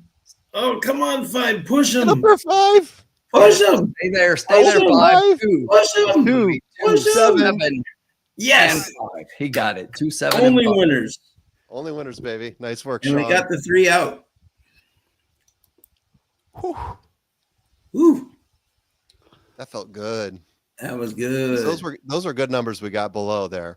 Yeah, 8 to 5 and 6 to 1 and 5 to 1. Yep. Yeah, and the 6 to 5 favorite kind of faded late, and the 6 got 4th. So this horse isn't even in the top 4. But yeah, I mean, that was my concern with the 3, was getting the distance and not having gone that far. That was my thing, Tim. Remember I said I love the 3, but I just didn't like him in a mile with that many sprints. I thought the 2 going off at 8 to 5, was a gift. Yeah, pretty decent price. I mean, a little bit less than what I would have liked, but I thought that horse was much the best here. Look at that. Now 3 for 4 the distance. Is the 7 going to get penalized for that? The only thing I'm hoping is that there's not an inquiry on the 7 for moving. That's what I'm saying. Yeah. I'm wondering if the 7 broke and they declare the 7 a non-starter. This would be interesting. That would be bad. Yeah. Then we would get I haven't seen any inquiry signs come up. And normally on the break. Stewards review. The 7 may have gotten, let's see. No. It's They're opening at the same time. No, they opened at the same time. I would say no. He just got a jump. Yeah. Actually, what happened is, look right here. He's actually rearing on his rear feet, and right as it opens, he's able to get that momentum and push out. Yeah. He just exploded out of the gate, and he timed it perfectly. Yep, they're opening simultaneously. Yeah. No, there's no penalty there. That has to stand. I agree. That has to stand. That's just good start by the 7. But the stewards at Del Mar also do not have a stellar reputation as of late. Yeah. No. Please. This would be criminal if they did that. Yeah. So 2 over 7 pays $12. No, they're all opening the same. Come on. They are. It's so obvious. It's just everyone else reacted less than the 7. He was just ready to explode. He was on his rear feet. So right as it opens, he was just able to accelerate. All right, time to But play the gates are not opening at any different speed than the other gates. He just did it better than everyone else. Stand. That's good training, in my opinion. Yeah, this has to stand. That's just and just so you know, guys, the $2 exacta 2.7 pays 25. Right. So here we go. Let's play the ombre formula game. Let's guess the trifecta payout, with the 5 being the third horse at 5 to 1. What do you think the trifecta is going to pay out on 50 cents? Next. Any guesses? Ooh, 50. ooh, the 3 got mashed. Watch the 4 and the 2 here on the 3. That might be also part of why the 50-cent payout. Yeah, we're guessing the 50-cent payout. I'm going to guess it's going to be 32. Well, we're really close, because I was about to guess that it's going to be between 30 and 35. So it's going to be somewhere in that range. Yeah. Yes. John, what's your guess? Yeah, I was right around 30, 35. I'll go 33. Price is Right rules. However, I think, yay, they kept it up. Yeah. I mean, the 3 is nowhere to be seen in this trifecta. So yeah. This could pay out pretty nicely, depending on what those pools look like and how many of them have. I mean, after the odds were 3, 2, and 5, and you know. The only thing is that the 2, no, exactly. But with the 3 out, it's going to be good, you know. Yeah, and so $12 or $12.50 for that exact. I would expect like 120. Objection. We have an objection. Are you kidding me? It's probably going to be on the 2 4? for the start. Can we just stop with all of this? Especially the late objections. Just get it out of the way. Where's the objection? On who?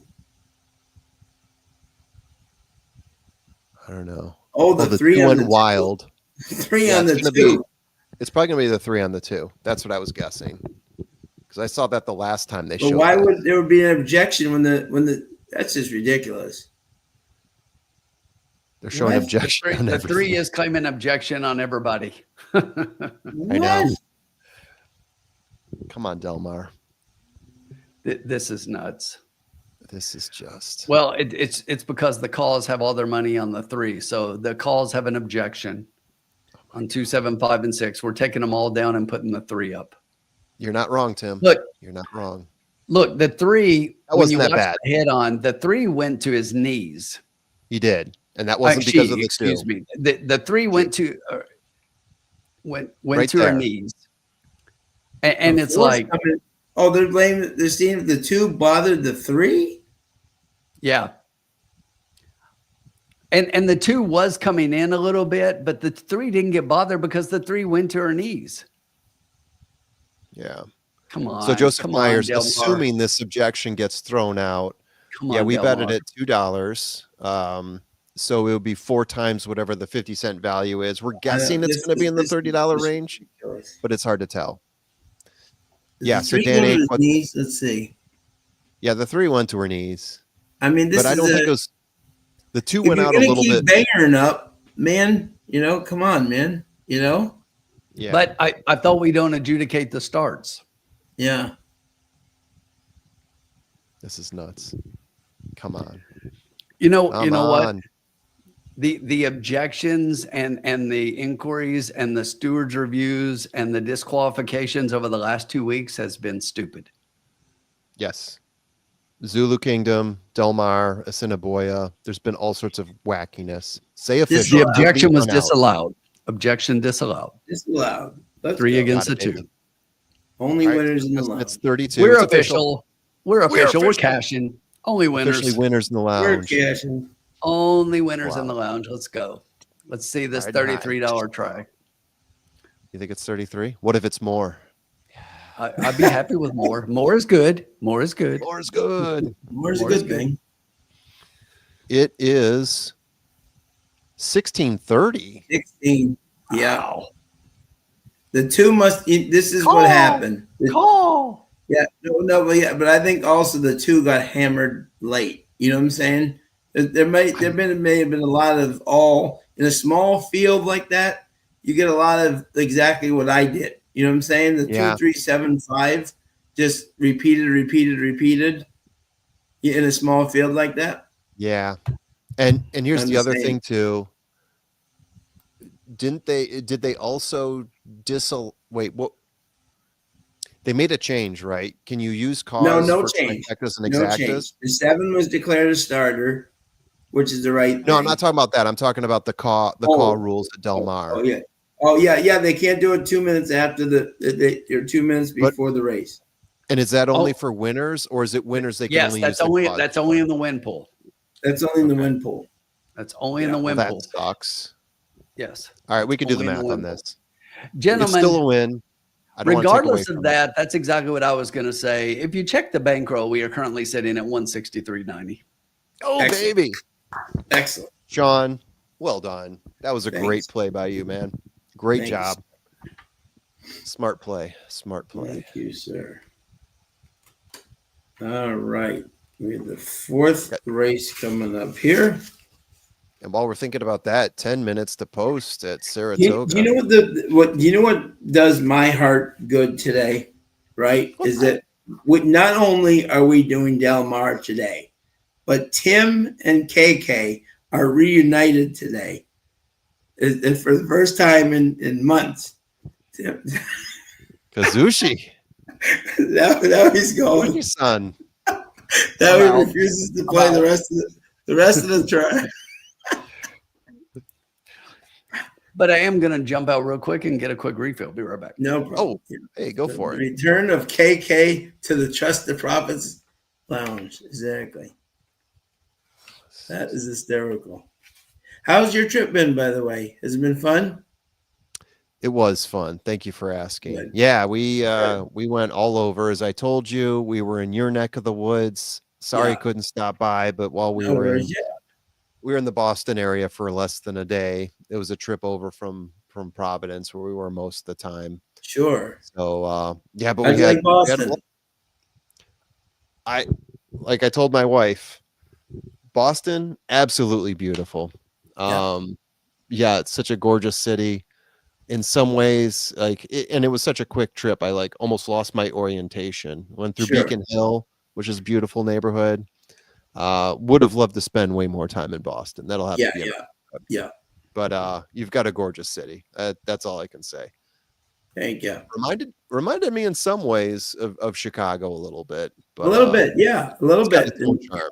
Yeah. Yep. Exactly. Yep. Absolutely. Definitely has its own charm. You will laugh at this formula. My friends just went to Chicago for the first time. They had never been. Oh, nice. Yeah, and they went to a game at Wrigley. They had never been. And they had an absolute blast, right? Yeah. Yeah. Then they decided to go see Comiskey on the other side. And said, the USL. This is not Wrigley anymore. Feels like you're in a suburb park almost, or right, exactly. It's a different feel altogether. Yeah, totally. It's probably like going from Yankee Stadium to Shea Stadium or something like that, right? Yeah, it's a different feel of a ballpark. It's no longer classic. It's now modern. It's no longer in a fun neighborhood. It's in a city parking lot area. It's a different feel for sure. Bob Jackson, hello, welcome in. Hey, nice Bob, thank you, sir. Appreciate it. As Joseph Meyer says, we are now playing with house money. We are up 63, 3 races, 2 wins. We're feeling pretty good about ourselves at Trust the Profits. Next race coming up, we've got how many Mile at the Turf, claiming 50,000 for 3-year-olds.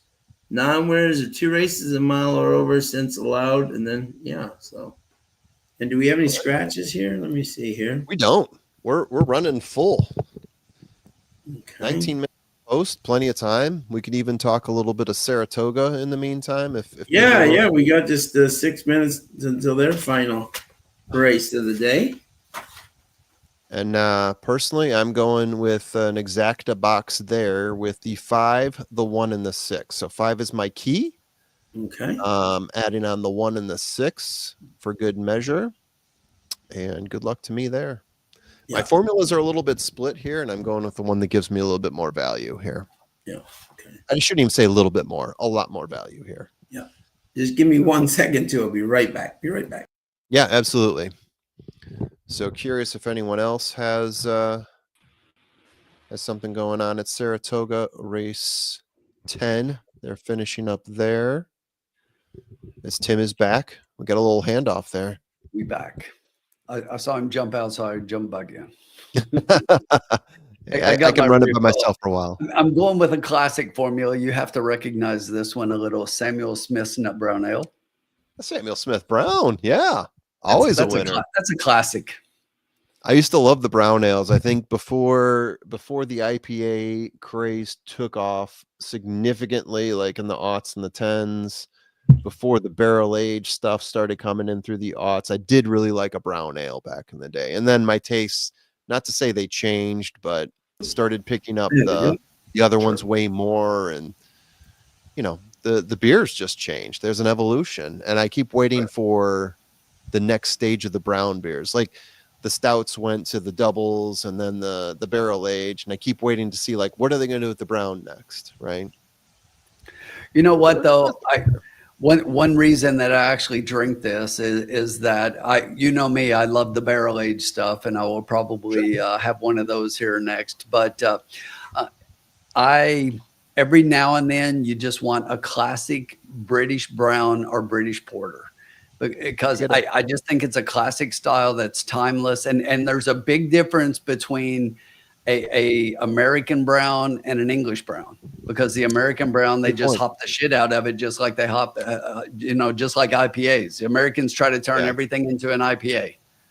And it drives me crazy. And look, I'm okay with the occasional IPA. I don't dislike IPAs. I'm not an IPA hater, but not everything needs to be super hoppy. Hazy is my go-to, but I agree. It's nice to have options out there that reflect the best of that style. And yeah, Keeneland tickets do go on sale August 22nd. But let's be honest here, Mike Whitten, you're not mentioning when Turfway tickets go on sale. Yeah, when do Turfway tickets go on sale, Mike? I don't know that because they will sell out, right? Yeah. All right. Can anybody guess who I like in this last race? Oh, hold on. Let me see who the sires are. Give me just a second. You mean at Saratoga? Yeah. Let's see. Can I guess by the name? No. Wait, okay. Wait. What's the question here, Sean? That's it. Can anyone guess who I like in the last race at Saratoga? Let me take a look. Boom. I got it. Horse 5. It's in my sights. A little, and that's my key. A little bit naughty. A little bit naughty. Yeah. That's who Sean likes. We know that for sure. Yeah. So that is my key. If that horse gets first or second, I'll be very happy. And then I'll be even happier if the 1 or the 6 comes in the other side. And the Oscar goes to Sean Patrick Nolan. That's right. All right. So I guess I'll take down race 4 then at Del Mar.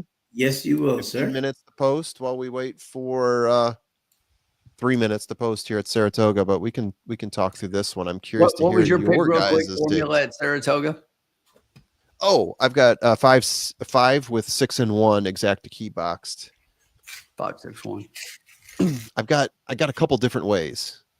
Like I've got 2 formulas that have been really successful at doing the same thing, and they're split here, but they've got the same key, and that's the 5. But the other one is going chalkier, and oh crap, the 1 just scratched. Was Saratoga?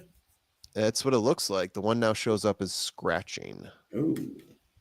So let me update that. Where do I go now? It shows I go to the 2. All right. Hopefully I've got enough to cancel that bet, because they only let you do it a few times. And I usually get pretty close. It did scratch, right? It's showing on the screen, but not on. Yeah, you can see here. Yeah. My ADW doesn't show it scratched right now. Yeah, the screen shows it though. Yeah, the screen is showing scratch. Yeah, it's a late scratch. Naira's been having trouble with that a little bit, though. They've been scratching horses on the late scratch. There it is. But they had that trouble Okay. like a week ago where they had a couple of horses that were, or no, that was TVG. They had a horses scratched and weren't, Yeah, yeah, that's late what I'm using. scratch, number one. Okay. Yeah, if I'm Afraid of the replacing it, I say just hammer the 5.8 exacta key box, or the exacta box here, because Jose and Irad. Yeah, they've already done it. Like if you had boxed Jose and Irad on every race that it was possible so far, you're actually profiting. Yeah. I mean, like whether people and this is really the truth. I was saying this the other day. Whether you like them, hate them, whatever, right? This is the best jockey colony in the country, and what these two are doing right now is it's just amazing. They are just absolutely taking the breath out of this jockey colony right now. It's just crazy, And even when you see them separate, like sometimes you'll see Jose go off to another track. He's still really damn good, right? Yeah. It's not like when the two of them just play together, Jose looks good. He just looks good on his own too. Yeah, I'm very afraid right now. I was saying this the other day. I love Luis Saez. He's just not riding confidently on the turf right now because he's just not. No. He's afraid to go through those holes since he fell. There he just doesn't seem like it. And he's a very talented rider. But I'm saying he just doesn't have that confidence and that kind of willing to go to the hole like he used to. Interesting. Yeah. Exactly. So I like the two, but I just don't like. He just hasn't been riding great on the turf.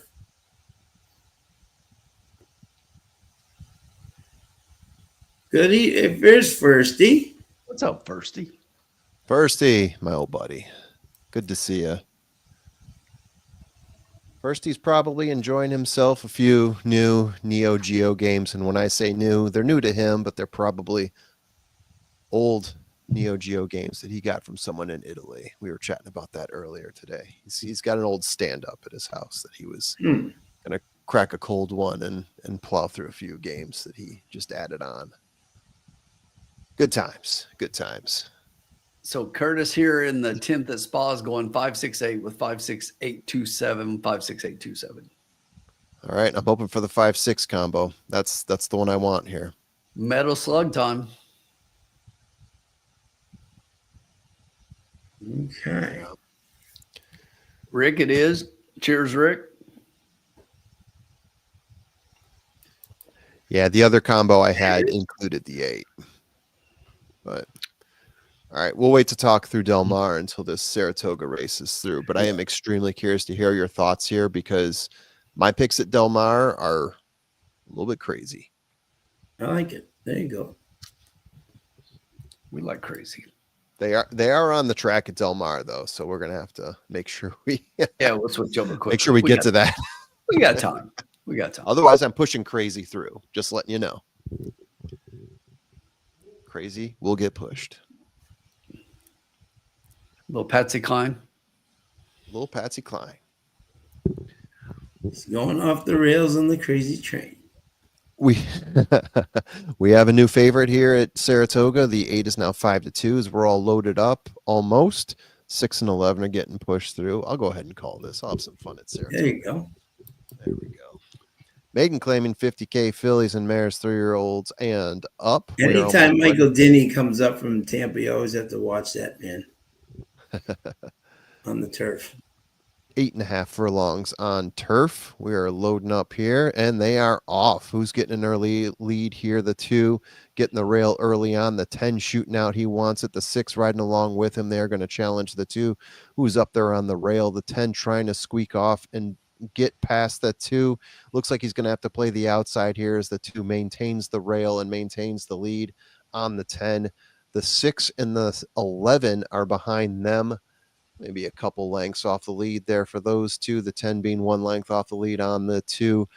Quarter mile, 23.87. Not a bad pace there early on. Not too fast. The 2 maintains the 1 length lead on the 10. 6 trailing him. The 11 right behind. I should say her.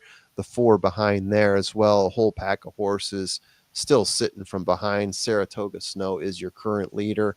The 6 looks like is trying to grab the rail there from the 10. and looks like he's going to grab it there, one length off there, but the 10's got about a neck above him on the outside there, running outside most of the race. We got the 11 charging forward. The 5 is trying to get up there too as they hit that second turn. Here it comes. The 10 is starting to push in on the 2. The 11 pushing outside of him. So we're going to get a wave of horses coming through here. The 5 and 6 prepped up in that second wave there. And it looks like the 9 is also coming from behind. And the 8, as we mentioned, Jose is going to come way from the outside as they round the bend here. The 2 still sitting in front here. The 10 is going to be challenging, as is the 6. Coming out here from the outside is the 5, getting bumped in from the 10 there. The 8 still coming there. 6 is going to challenge the 2 and take over. Maybe 2 still challenging. Here comes the 6. 6 is going to outrun the 2.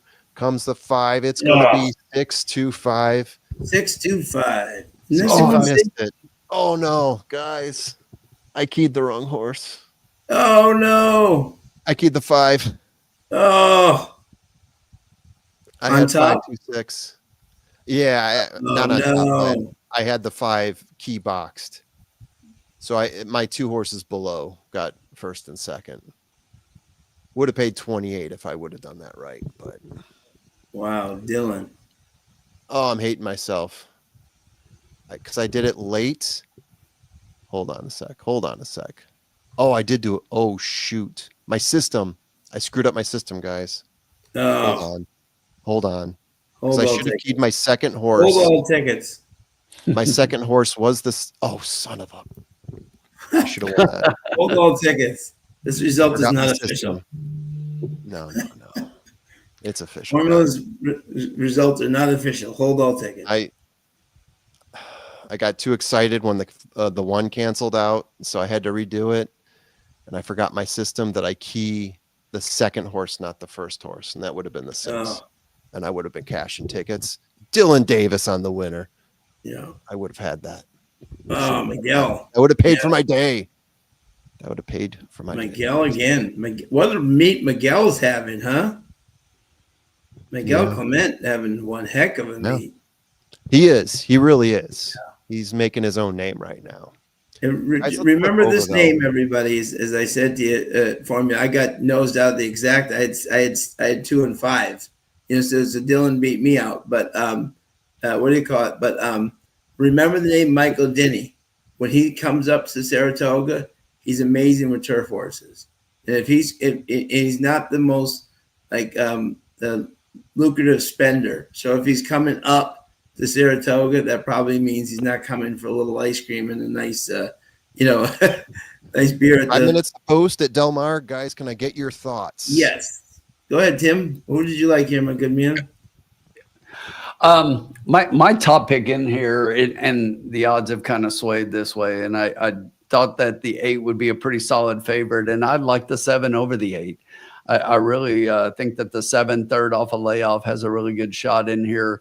I think the horse is 2 for 6 at the distance, 2 for 7 winning on turf, and I like the 3rd in the form cycle. So dropping down a little bit from the optional claiming ranks to the straight claimer, as a couple of them are doing in here, but I just like the placing of the 7. The 8 is too much of a difference for me. So first time gelding, and just looks dropping down in class and moving in distance a little bit. Been running a little bit longer than a straight flat mile. So the drop down here looks good on paper, but a lot of times you got to question the drop. And we talk a lot about I would rather have a horse in form than a horse dropping who hasn't been doing anything. So I do have the 8 as my 3rd pick.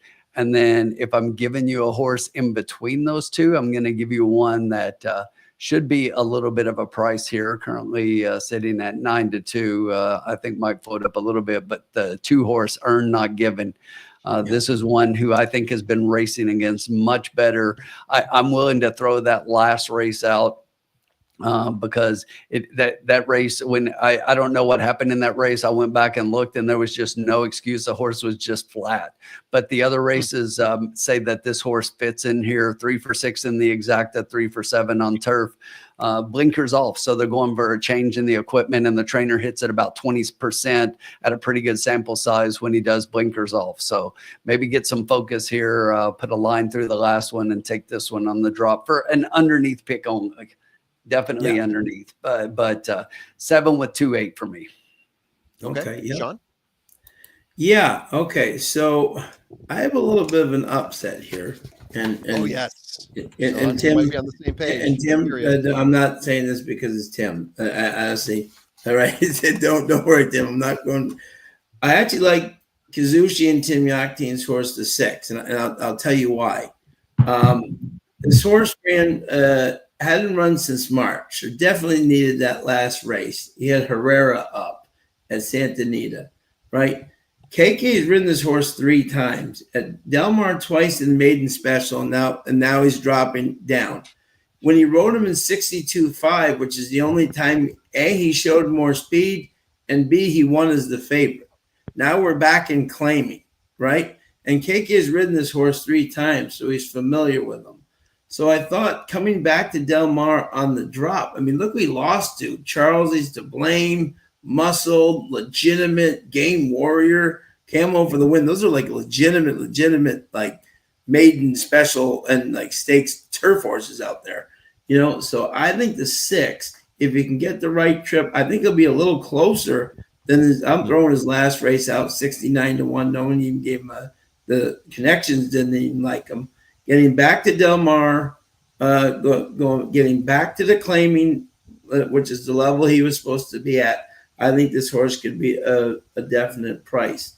My second pick was the 8 Carino, Peter Miller Hernandez. I think Miller brought this horse from Churchill Downs purposely to get that money, the win and you're in stuff. He's run well at Del Mar, even against maiden special weights. I think this horse will be very tough. And my third pick was the 7 Tariff. So I was 6, 8, and 7. Okay, guys, with 1 minute to post, I am going to send my bet in and then talk about my crazy. All right.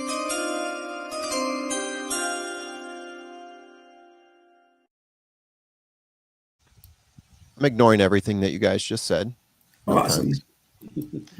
I'm going the 3 on top. Sorry, the 3 key. Wow. Exacta box with 1, 4, and 8. Yeah. So the 3. I actually grade out the 3 very favorably here. Okay. I think in terms of class, I think he actually looks pretty darn good. I've got the 8 as being the best in class, but the 3 last time out ran with a pretty classy bunch, has 2 wins in 6 races, 4 times in the money. Last race I have graded as the best one overall on the surface and at the distance. I've got him as the top horse, so that's why he's my key. I like the 1 here as well as they're loading up. The 4 was my third pick, and I do like the 8 here. I think he is, like I said, the classiest one. He's got a good close, which I'm looking for on turf here. So let's see if we can get ourselves an exacta box as they're off.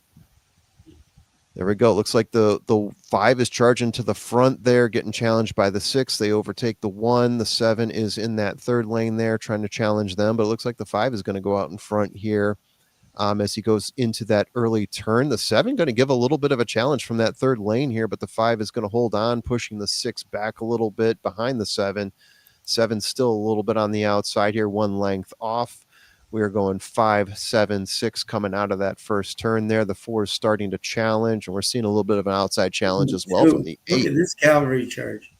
Yeah, it looks like they are trying to turn it on early here. The 8 backs off a little bit, but the 4 still looks very determined to push the 5, even though he was not as quick out of the gate. The 5 at 25-1, still holding on a 1 length lead there with the 7. 1 length back from the 4, the 8 holding on back there, followed by the 6, 2, 1, and my 3 horse starting to wake up there at 17-1. That's right. We got ourselves a money ball there in the key that I put in place. Let's see if you can do some damage here. Say around that second turn there, 22.79 the first quarter, 46.9 the half. Jeez. The 5 is getting challenged there by the 4. The 4 is starting to come out of this. Let's see who holds on. The 4 is going to get a little bit of an edge there. The 2 whips around the outside there, starting to overtake as they cluster together, bounce out a little bit. Jeez. 2 is starting to hold on, find his way again there. He is going to challenge the 7 down the stretch there. The 1. No, the 7. Tim's going to let me know about that because it is 7-2-6. And that should have been Tim's race, not mine, obviously, based on who won. There you go. Like I said, I had some crazy stuff going on there. Tim had 7-8-2, so if we would have boxed that up instead, 7-2-8. 7-2-8. You had 7-2-8. 6 was mine. Yeah, that was Kazushi. No, I know the 6. Kazushi was the best horse in the race. Watch, he was absolutely hammered. The 2 was the best horse in the race. No, the 6. Look at the 6. How much the 6?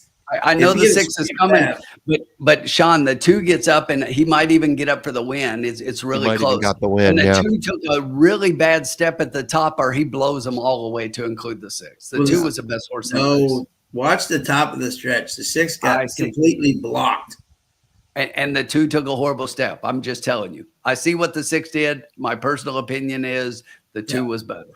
Okay. Yeah. All right. So I went for it and I missed. Sorry, guys. Hey, this is your race. Don't apologize. You know. And what if it came in? It would have looked amazing. You know. That's true. Oh, that's close. 7-2-6-1. Yeah. I'll take 12 out. So we're down to 151 and change. 6. Still looking pretty good. 8 out. 8 ran a disappointing race there. They're putting Tariff on top. Yeah, that should have been Tim's race. We always learn, right? But hey, if you're tuning in, we're still on top. Yeah, we're still on top. Oh, that's a bad beat for the 2. Ooh. 7. I'm not sure they got that right. It's $4 million. You didn't take the money out of the bankroll, did you? I just did now. Okay. We were at 163 and I dropped us down to 151. I thought so. Just didn't turn the ticker back on. The number on. Looked different. So. Yep. I just took it out. Thank you, Kyle. Yeah. Kyle Graves, 6 checked up multiple times. That horse is definitely, watch that replay. That 6, Kazushi had so much horse coming down the rail, but he had nowhere. And the whole field came in on him and sandwiched him and still got it. Sean, the 6 could not have been the best horse. Kazuki was on him. Yeah. And you didn't finish first. Kyle. Thank you, Kyle. Exactly. Both the 6 and the 2. I would put both the 6 and the 2 in your stable mails for sure. Because next time one of them will be in the winner's circle for sure. Because they were both had tough trips and both were flying at the end. Yeah. You know, I'm still upset over the last Saratoga race. I'm just upset at myself. I hear you. I know that's better. 7-2. That's 7-2 exacta. Really, I'm kind of surprised. It's only paying $24.80 on a 2. The 7 was the favorite. Did go off as a favorite, but yeah. Oh, we did. Okay. Yeah, the 7-8 was paying 24. That was the lowest.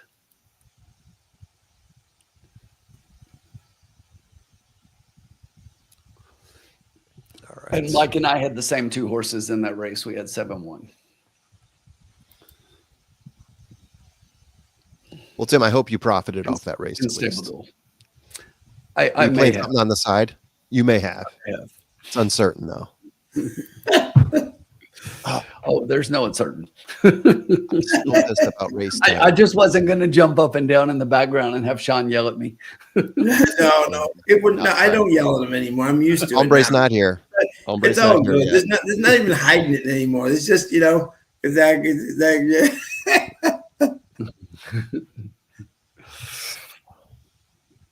Is that Jockey the Ronald Ali of Del Mar?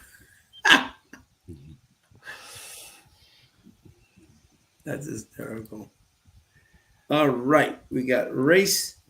Joseph, if you haven't been around since the days when we did Woodbine, KK was my nemesis at Woodbine. Yes. I have a nemesis at each track, and KK happened always. And KK was definitely his nemesis by far. Shall we go through all your nemesis, Tim? All your nemesis? Let's go through them one by one. Okay, so I ran a Naira for sure. right? Tyler's my nemesis at Churchill and Keeneland. Number one. And yeah, that's right. He is number one on the who is it? KK was my nemesis at Woodbine. At Woodbine. Yeah. Ronald Ali. Up at Assiniboia, it's Ronald Ali. That guy gets me every time. Definitely, definitely. Okay, let's go to Naira. Who is it at Naira? Irad, no doubt. I mean, I give Irad shit a lot of times, but you know that's just all more from just a constructive criticism point of view than. But I don't bet lots of Naira unless it's big days, and then it's probably Irad. He probably gets me a lot. Okay, yeah. So Joseph Myers, just to clear up, these are one not day. It was auto one fade. day though. One day there's a asterisk, right? Just for one day, Flavian. Irad was getting cashing. Here's the thing: if they were auto fades, they wouldn't be his nemesis. That's exactly what I was about to say. They haven't been auto fades. I'm just the reason they're all my nemesis is because I bet them, but I'm always on the wrong side. I bet them, they lose. I don't, they win. It's like right. That's called it's a gracious respect. Exactly. If I just don't have them right on the right, exactly. They can win. I just don't exactly. Hey, but I will say do you have one?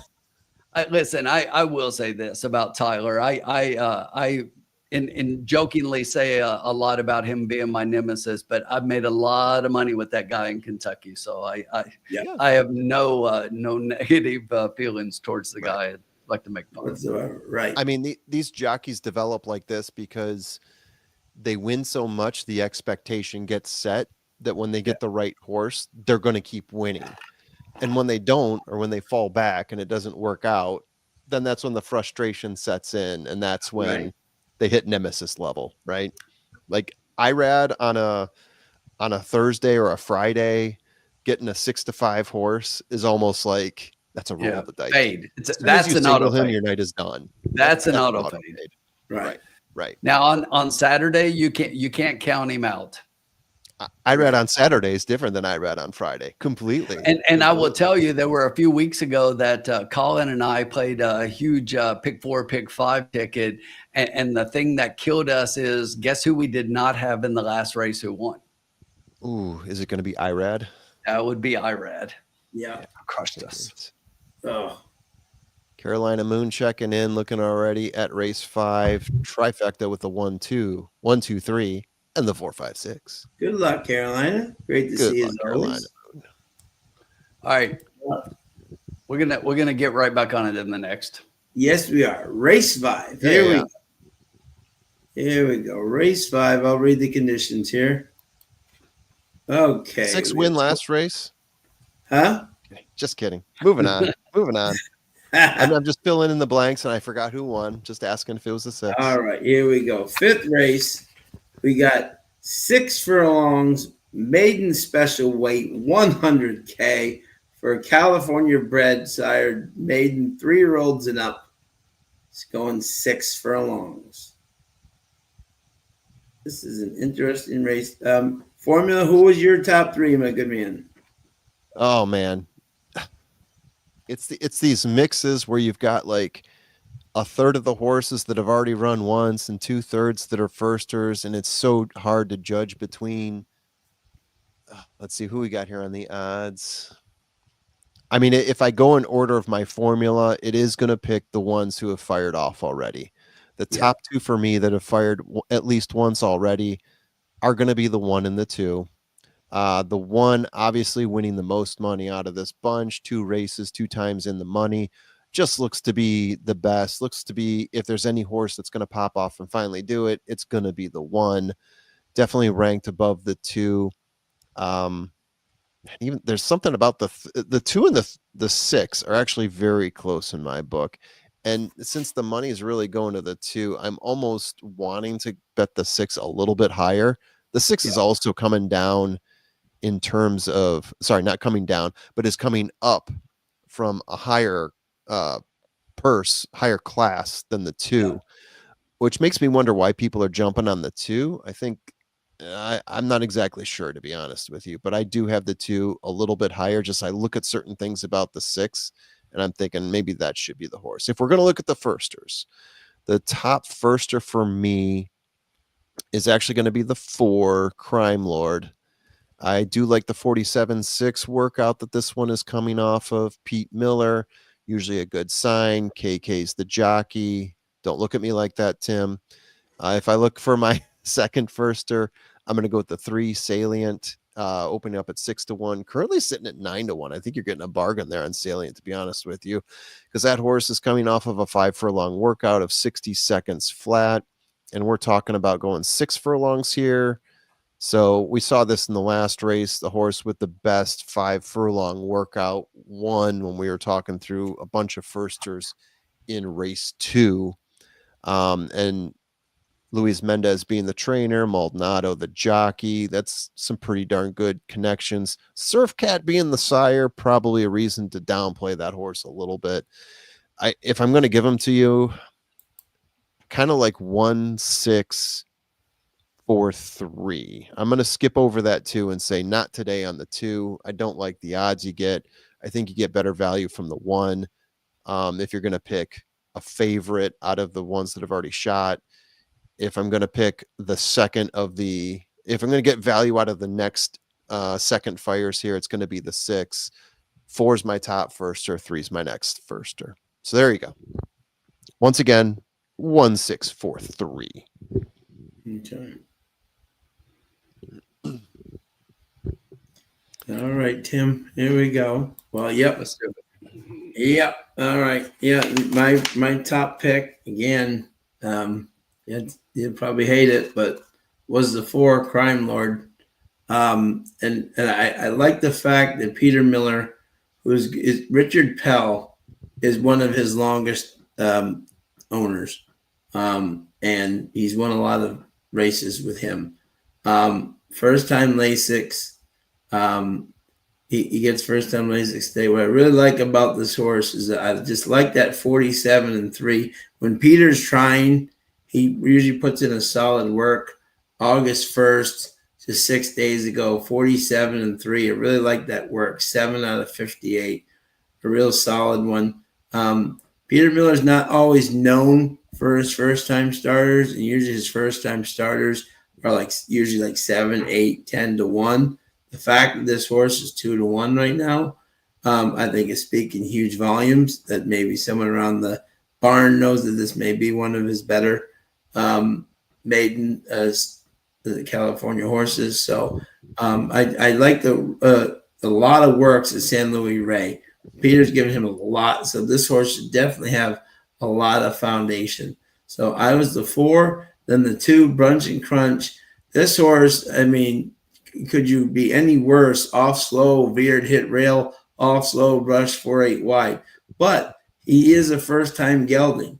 And look at the workouts. 12 out of 26, 2 out of 25, 1 out of 19. So at least the horse is working well. And Richard's kid, who I loved, who was Dick Small's horse, who won multiple stakes races, is the dad.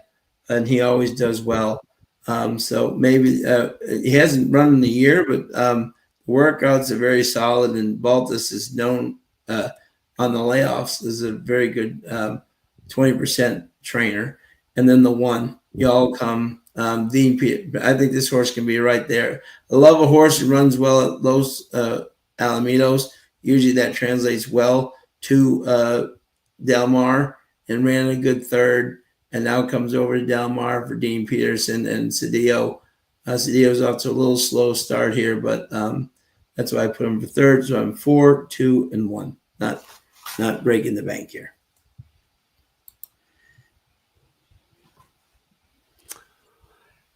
Love to see it. Love to see it. You know what I love to see, Sean? Yeah.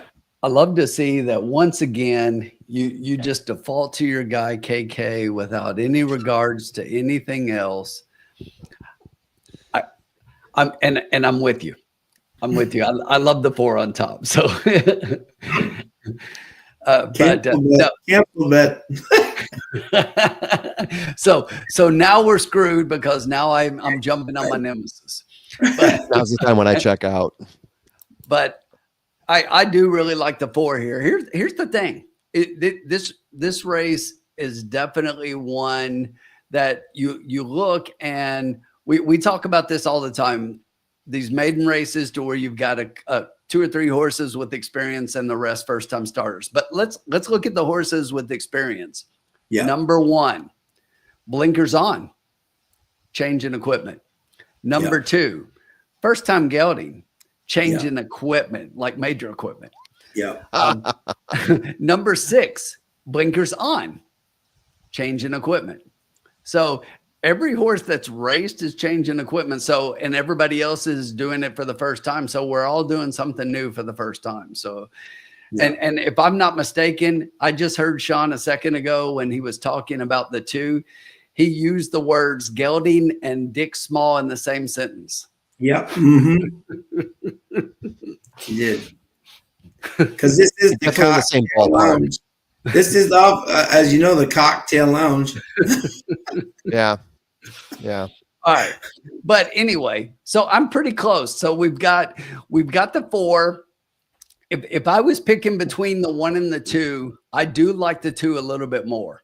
Okay. I like the 2 more. Really? I don't like the 1 with the blinkers on angle and with Peterson and look, and with Abe Cedillo, 0 wins. Peterson, 0 wins. The blinkers on trainer angle, 0. You know, it's just like there's a whole lot of zeros there.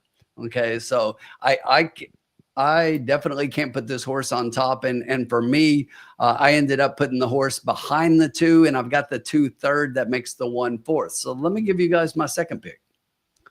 My second pick in here is the most experienced horse in the race. Number 6, Kiss for Lulu. Okay. Yeah.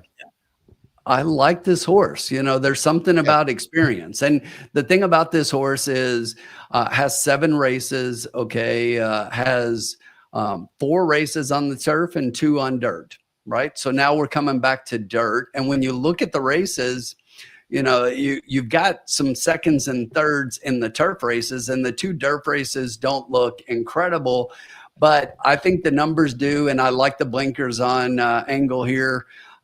This trainer, listen to this, 30%. The ROI for the blinkers on angle for this trainer, if you bet $2 on all 18 of his horses, 14 of his horses, excuse me, your return on investment, $12. Yeah, for $2 investment. Yeah. So that's one that I look for. You guys know I'm always looking at that blinkers on, blinkers off percentage number. That's one thing that I really like looking at. So I think this one's got a chance coming off a layoff. But here's the thing with the blinkers on. We talked about this earlier. Remember, I said with an equipment change, I want to see a work when we were talking about works, right? Formula. Look at that last work at 26 July at Del Mar, 47-3, 8th of 112 for the day. Okay. I go back and look, and this horse doesn't have lots of works in that kind of time frame. They're normally in the 48, 49 range. There are a couple down there, but you know, I just think that that's a really positive and handily from the gate.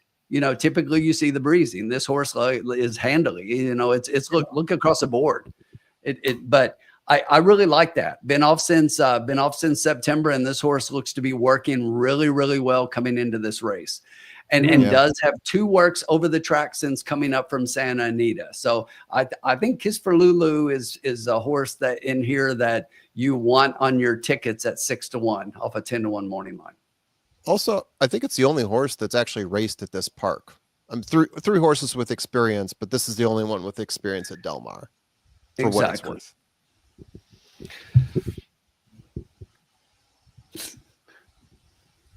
Bob, every now and then I come up with one, but Sean just happened to say that, and I was about to laugh out loud when he said that on air, but when he was talking about the gelding, but I just thought it was.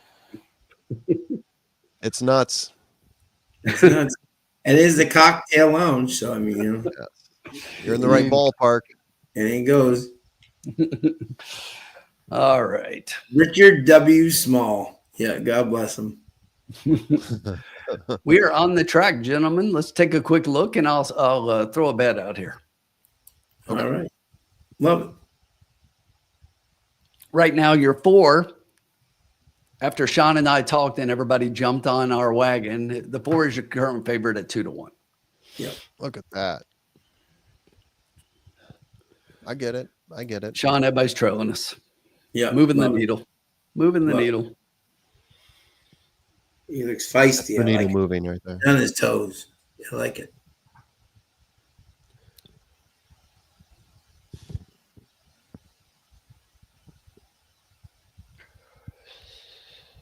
Looks like a nice day out there at Del Mar. 76 degrees. That's beautiful. 76 and sunny where the turf meets the surf. 9-horse fighting the pony. Yeah, I know, huh? One looks on her toes. Two Brunch and looks up. crunch.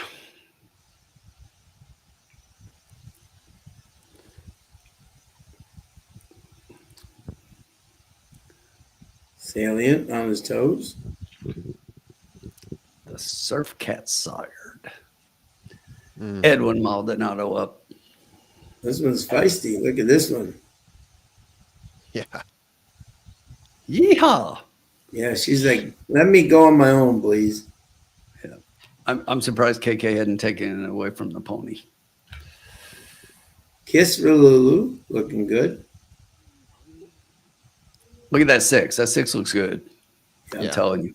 I like that.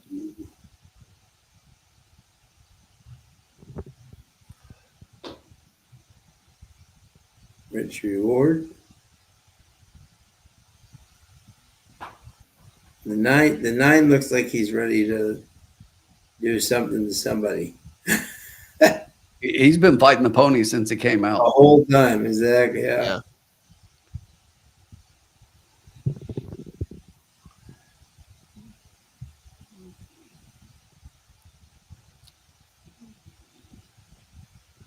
Real curious to see how Tim plays this year. Pick 4. As am I. Look at this now. Isn't this funny now? You look at this. Now that they've gotten away from the people, the 4 is much, is much more on his, Yeah. It's funny how that happens. That they're around the people, they can be a little, but once they get on their own, they're kind of like, okay, I'm not around a lot of people. Curious to see what happens to these lines in 5 minutes. Yeah. All right, guys. I'm going to have to drop now. My apologies. I've got to cut off. No worries. Here Thank you for joining us, my man. Good luck to you guys the rest of the way. Maybe someone else will join you. Maybe. And I think we're finishing up tonight. We're doing pretty good right now. So let's keep it going. Fine. It's Gotta going finish to give us a win here. Cash in. See ya. All right, Have a see good you, one. buddy. All right. And then there were 2. Yep. Senior is a very, very good handicapper.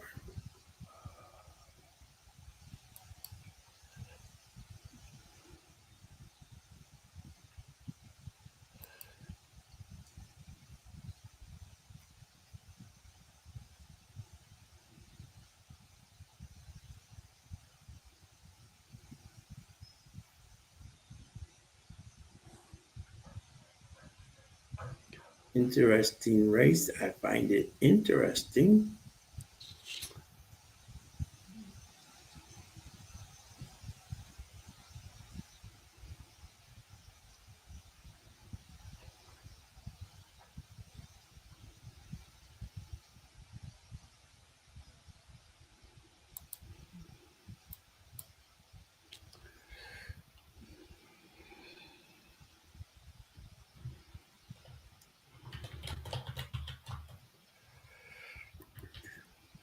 Here you go, Keeper. We got Gatekeeper Exacta Box 246. Miss Lays Petit Del Mar L84. My pleasure, Mike. As always, thank you for joining us, my man. Hope you did well at Saratoga. I didn't play. I'm not. If I haven't studied the card lately, I'm not throwing in teams. I threw a $3 team in the other day, but I'm not playing $12 without studying the form. When I study, All right, Sean, we only got a couple minutes. Let me get this in real quick. Go ahead, my friend.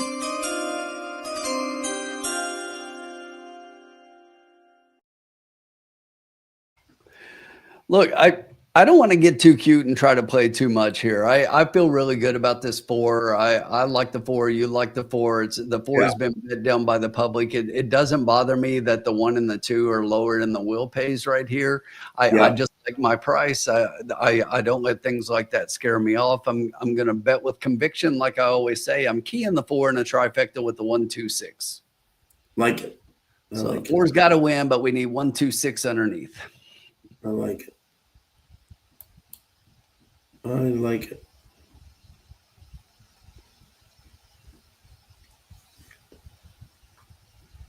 I like it.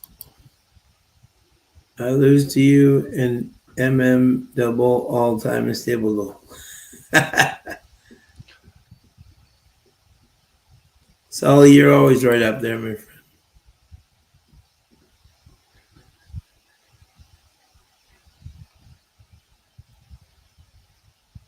What do we got? We got 4 minutes to post. And Tim, there's a big weekend this weekend at Ellis Park. They got the Ellis Park Derby weekend this weekend. There's like 6 stakes races going on. They do, and believe it or not, I have not even looked at the card. I've been busy with school the last couple of days getting things ready. Students coming back next week. We've had a couple of teacher days to get things ready, but I don't go in tomorrow, so I plan on handicapping tomorrow, going through the races, and I am definitely going to play some Ellis. Good, there you go. I actually thought about driving over there Saturday. So. Oh yeah, there you go. Now, how far is that for you? About a couple hours. Okay, doable though. Yeah, not too bad. I've gone over other times in the morning and come back after the races. Yeah, amen, senior, on that.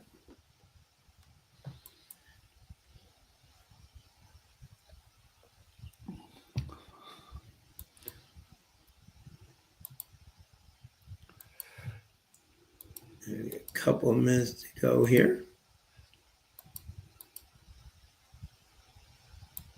Thank you to everybody joining us as always tonight. We've got 81 strong here. Right now in Stable Duel, O Senor Stable is in 3rd place. Right behind him in 4th place is Riders Up. Riders Up.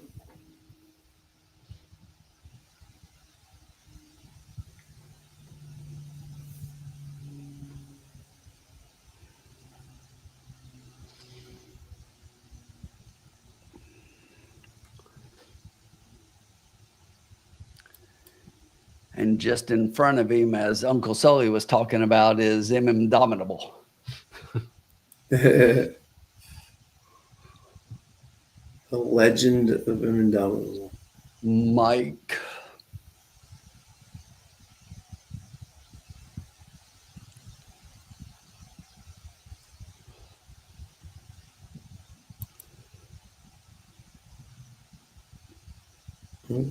Yeah, there we go. We're heading to the gate here. 1 minute to go. Yeah, he normally does play more than one stable. Is that man's name Mike? Is it who it is? I believe it is. Yes. Yeah. Is he on Twitter? I think so. Yes. Yeah.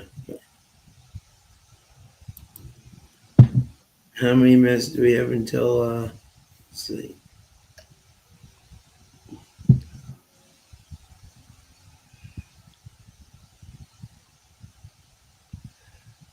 And I think the Domable, I think that's his last name. We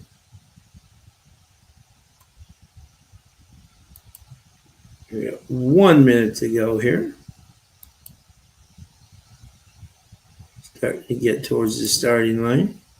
We have a late scratch. The 5 for Royal has been scratched. So if you have the 5 here. We don't need no 5. Yeah, we don't need no stinking 5. We don't need no stinking 5. We don't need no stinking 5. Carolina is changing their, okay. 1, 2, 3, 1, 2, 3, 4, 6. Good luck, Carolina. Oh, M. Dom Hokey. Okay, there we go. That's fun. M. Dom Hokey.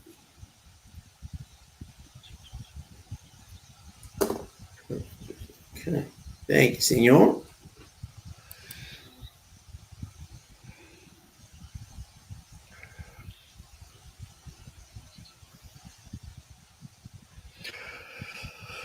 All right. 4's looking good, Sean. KK better bring this one home. Yep. Late money, though, coming in on the 2. The 2 is now your 2-1 favorite. Yeah, Bunch and Crunch. And the 1 and 4 are both 5-2. Yeah, I know, huh? Yes. So in the win pool, the 2 has 32,000, the 1 27.5, and the 4 30. So the 4 is actually your second favorite. So it's 2-4-1 right now.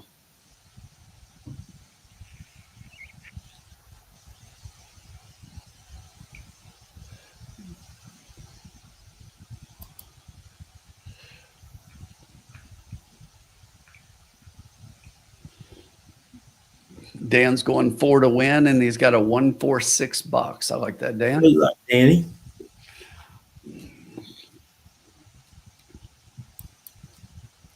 Yeah, we'll take a 416. Yeah, I'll take that all day. Preferably a 461. Yeah, that would be nice. Be even nicer. Yeah, and get that 2 out of there. Who is your favorite? I won't complain.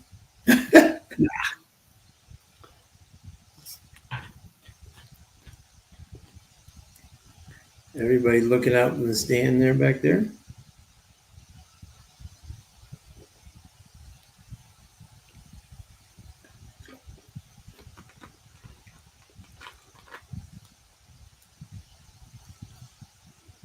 I think this 9 has already run like a mile and a half, and they haven't gotten to the starting gate yet.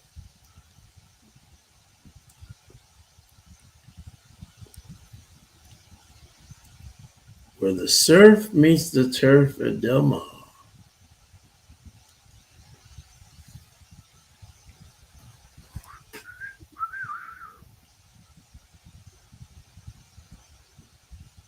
And the big race up at Saratoga this weekend, we'll talk about after this race, is the return of Charles Appleby. He's made his return to Saratoga this weekend with 2 entrants.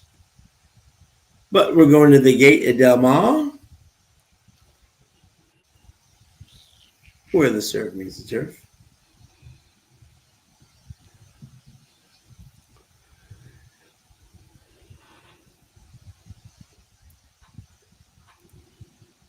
This is often what happens when you have first-time starters. They go a little bit screwy. Look at the 4's gone into the best looking behavior of the bunch there.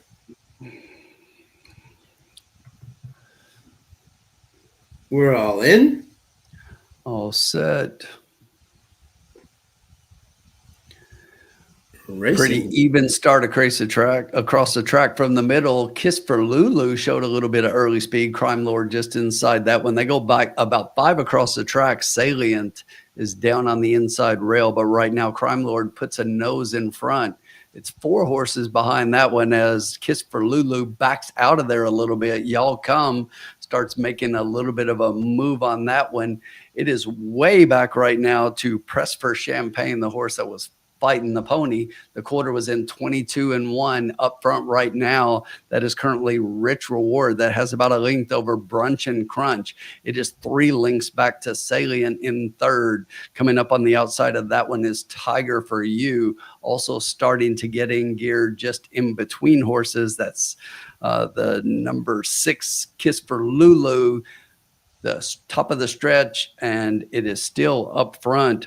Rich Reward inside, outside that one, Brunch and Crunch. It's these 2 going to the wire, pulling away from the rest of the field. It is far back to Y'all Come in third. Brunch and Crunch is your winner. Rich Reward gets second, far back to the 1 Y'all Come, and Tiger to You.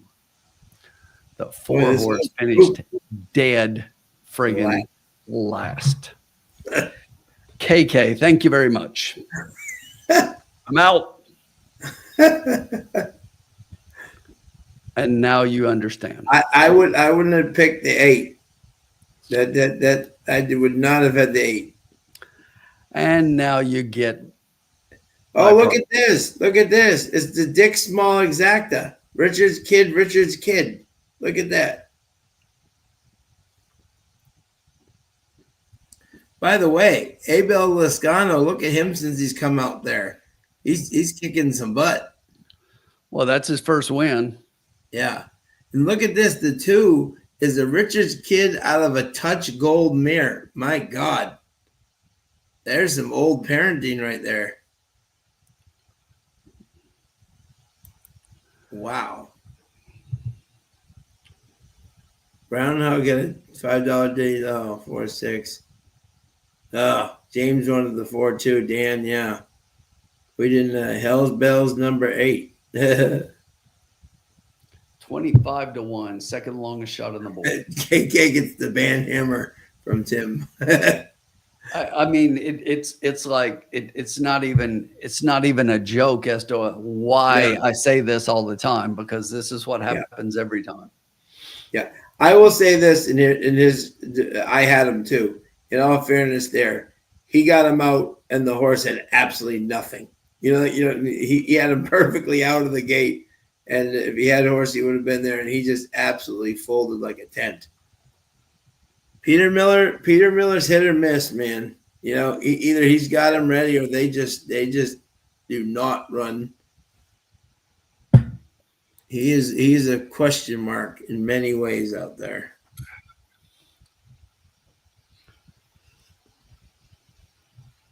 Some of his horses he is ready, and some of them they just do not fire at all. Like not even close.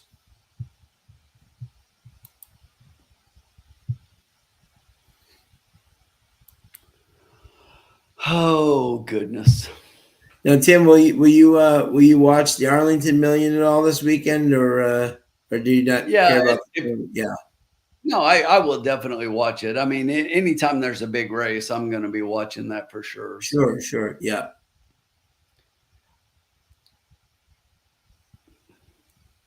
I want to check out Mystic Dan this weekend as well, and yeah, that's an interesting on the turf for the first time. Yeah. I think it's a good move by Kenny, Well,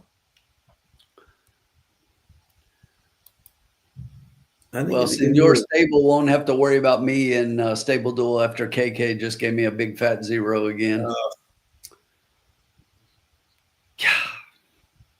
Yep. He killed me too there. I was live in the pick 3. I told you as soon as I told you that I like him. I know. I said cancel bet. You might as well throw him out. I just stayed with my pick 3. I didn't make a bet.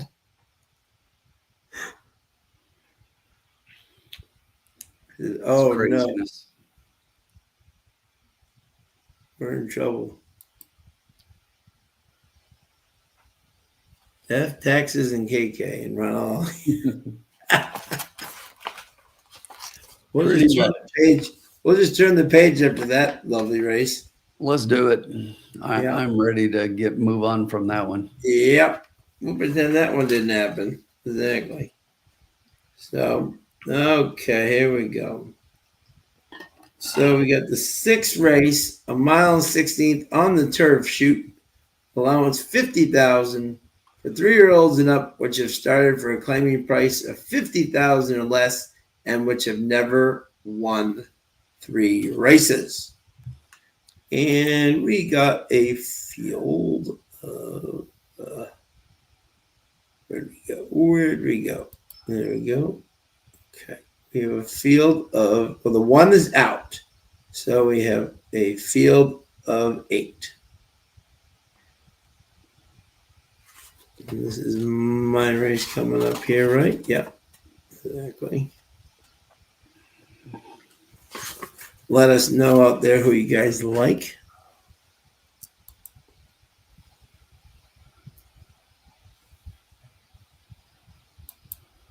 Yeah, I'll definitely be watching some of the, for sure, some of the Colonial races, some of the Ellis races for sure, some of the Saratoga races. But I will watch a lot of them because I want to wish my mom a very happy 80th birthday on Saturday. Awesome. She officially turns 80 on Saturday, so a lot of that time will be with her, but she loves races too, and she's damn good at picking them, so we'll make her pick. Exactly. Right, exactly. That's not Tim knows. I tell him who she likes like before races, and she wins. It's amazing. But exactly. But she'll be watching a couple of races. I don't think she'll be watching every race, but she'll be watching a couple. But wish my mom a very happy 80th birthday up there.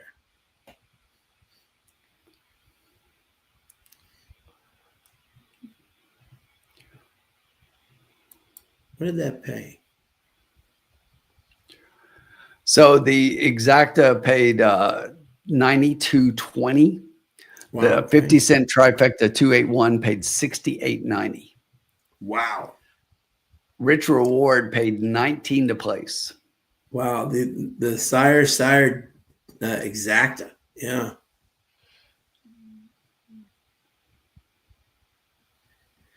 He's done very well out there. That's for sure.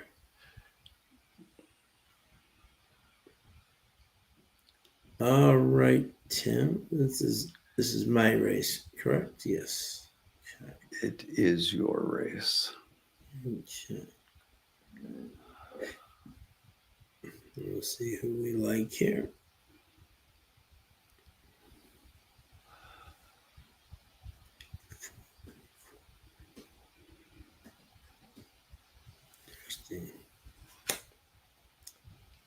Okay. Let us know who you get. Fab. How are you, bud? Race 6 has got a 369 box Exacta. Like that. This is an interesting race for sure.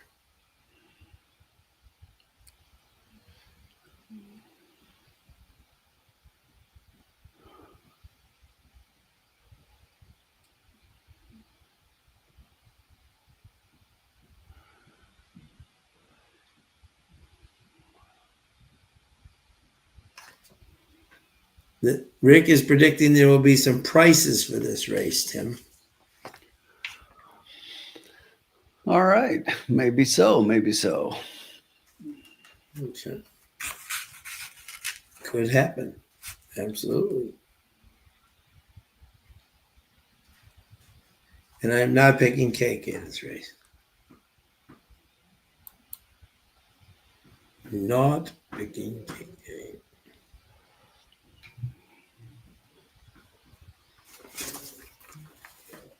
Very interesting race here.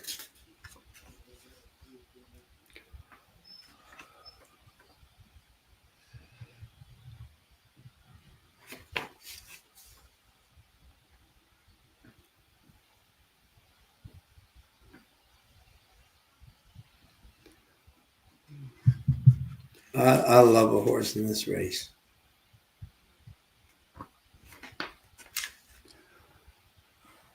That will be interesting to see who it is.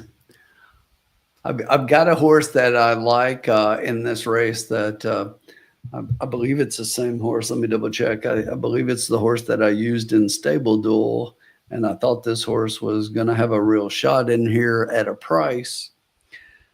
And I still think the horse has a shot, but I'm not sure I get the price. What do you like here, my good man? Well, that horse that I'm talking about was 8-1 on the morning line, Sean, and is currently your 5-2 favorite. Yep. And that's the number 5 dealer special. Yep. I really like this horse. So not a lot of these horses, you got to remember, we're going a mile and a 16th. Okay, yep. We're going a mile and a 16th on the turf, 3-year-olds and up. And not a lot of these horses have been this distance. But the 5 has one trip around at this distance and finished a decent second in that race. On the Del Mar turf, this horse has 1 first and 1 second in 3 races on the Del Mar turf. So I just think that this horse has a really good shot. Went from Santa Anita, and then from there moved over to Los Alamitos, and now comes in here to back to Del Mar. So I just think the horse has a real good shot, matches the conditions pretty well. And that last race didn't really get a good trip in there. So I'm willing to forgive the horse for that one and think that the speed figure, and that was on the dirt, and now getting back on the turf and stretching out a little bit. And the best thing about that race, Sean, is two races ago, KK was on him and is not this time. Yes. That's the best thing about it. That's the best part of it all. No, but I really do like this horse for Richard Baltus. So I think he's got a solid shot in here. For my next pick, just outside that one, I'm going to the Tim Yakteen trained Mr. Leisure. This is another one. Speed figure in that last race was really good. 1 for 1 on the Del Mar turf, which was that race. That was at a mile, Sean, and the horse came in and really was coming on late and just got up to win that race, but now gets a little more distance and will probably like the added distance in here. Has not been the distance yet, so I think that he's one that's going to move forward a little bit on the added distance. So the 6 will be my second pick in here. And then just because I like numerical order, let's just go from 5 to 6 to 7. Baldoro would be my next pick. This horse actually has the best last race speed figure. It was at a mile. This horse is 1 for 2 at the distance, having 1 second place finish. That race is probably good enough to compete here. But when I look at the little bit longer races that this horse has run, I'm not sure that this horse is going to compete with the 2 just inside that one. Might like a little bit shorter better, but definitely has a shot to finish underneath. So 5, 6, 7. Like it. And I like right now the 6 is still holding at 6 to 1, and the 7 horse is up to 5 to 1 off a 4 to 1 morning line. So yeah. But our 5 has dropped from 8 to 1 to 7 to 5. Yeah, exactly. I saw that. I love the 5 here. Yeah. Very interesting.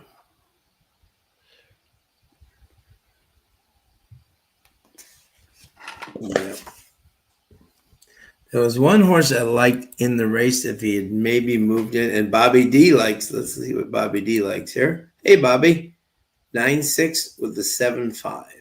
Okay, interesting. Yeah, I like our 5. I don't exactly like him at 7 to 5. You know, like in terms that is not the price I thought I would be getting. But obviously they like him. Want to see how they look on the track here. If I was giving you one more, since Bobby just put that up, and you can see I've got 5, 6, 7, and he's got 9, 6 with 7, 5. If I was to give you my 4th horse, Sean, it is the 9. So that would cover all 4 of Bobby's picks there. The 9 is my 4th pick. My concern about the 9 is this. So coming off a long layoff since the 24th of November, but this is a pretty big step up for this one. Yeah. So he broke his maiden 3 back, then went to a 25,000 claimer here at Del Mar at a mile and won again. But then in the last race at the same level was claimed out of that race, did not run as well. But now they take this horse and step him up to the allowance class. So that's a pretty big ask. Yeah.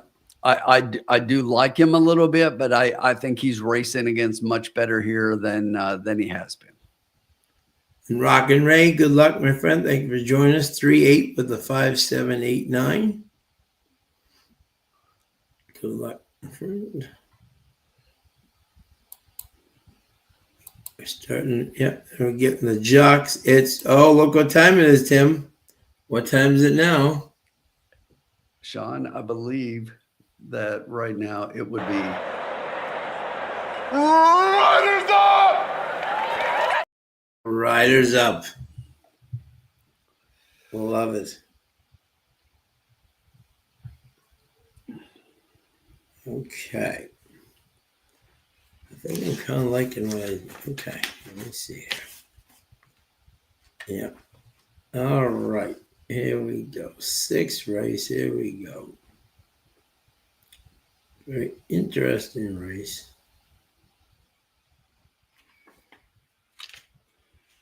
Let's see here.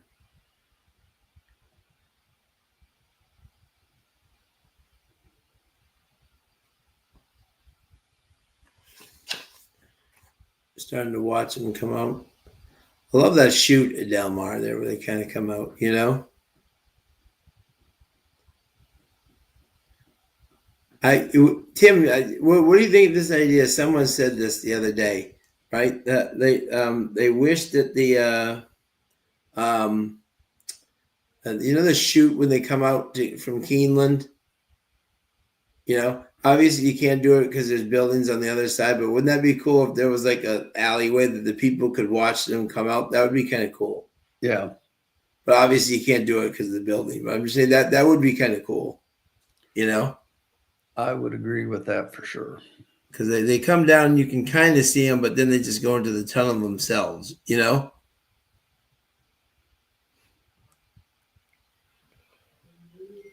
But, you know. So let's see how we all look on the track, shall we?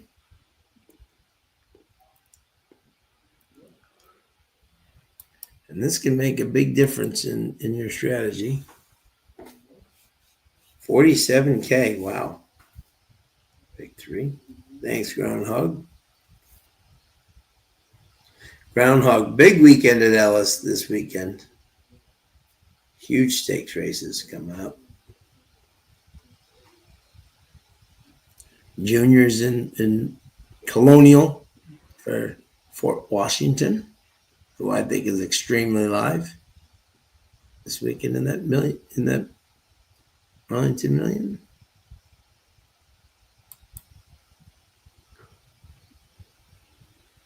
Seeing how these horses look here, Tim.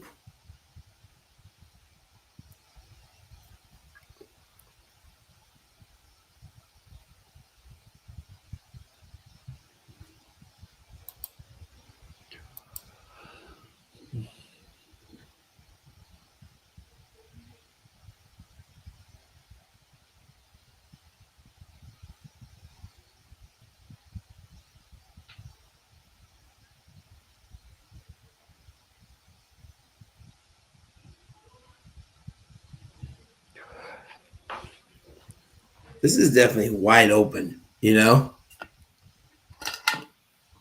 We're trying to It's a good race. Yeah, we're trying to formulate a bet. You know what I'm saying? It's tough to right now in the win pool, Sean, the 5 has 20,853. And after that, the 7 is next with only 8,000. Yeah, right. Yeah, exactly. 20,000 to 8,000, which would explain your current odds. Right.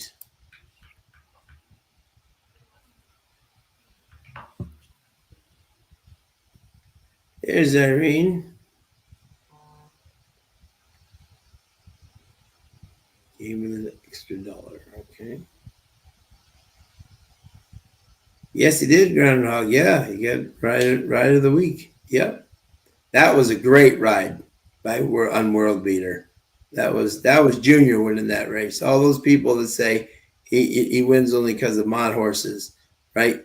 Junior won that. No one else did where Junior won that race. I totally 100% on that. Yeah, I liked him in that race. I really did.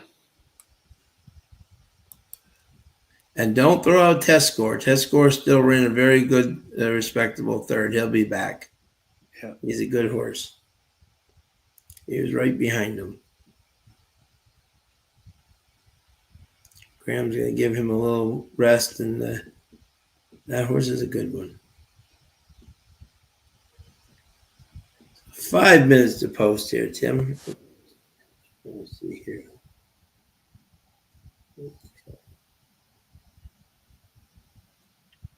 still got time to figure out what you're going to do. Yeah, this is one of those races where you're like, you know what I'm saying? Where you're like, you know? Yep. Sean would agree with that, Groundhog. That was all Oscar. That was Oscar. Yep. Hey, baby. Mm-hmm. Yep. That was all Oscar. And the Oscar goes to... You bet. That horse is getting better and better too, man. He really is. I mean, he's done well last couple out. Yeah, no, he's getting better. His numbers are better. He almost beat Tescore last time. You know, he just shorted him last time. He's getting better every single start. Riley's done an amazing job with him. Okay, let's see here. Okay. Interesting race here. All right. Dealer special from 8-1 to 8-5. Yeah, I know. Yeah, that kind of blows my mind a little bit. I did not expect that. I know. Yeah, that to me, I was like, yeah, I didn't like, you know. Yeah, I know that. And David, I don't know if you heard Junior's interview. The first thing he said when they interviewed him after the race, he said, "My condolences to Jamie." He said, "I hate picking up mounts, especially in a big race like this when you're coming to fly and you can't have the opportunity." And he said that my hearts and thoughts and prayers to Jamie because he got stuck in the airport. So that was the first thing he said right after the race. He said, "I feel terrible for Jamie. This was his mount." He said, "You don't like to pick up horses like that." Absolutely. But he made the most. All class. All right, Irene. I put ice cold pick 3 for fun was 658. You know? There you go. Yep. Yeah, this is almost throwing my playoff because he's 7-5, you know. He's 2-1, okay. Just popped up to 2-1, but that's not horrible. Baldoro just took a little bit of money, dropped down to 9-2. You know what? You're 3 minutes to go.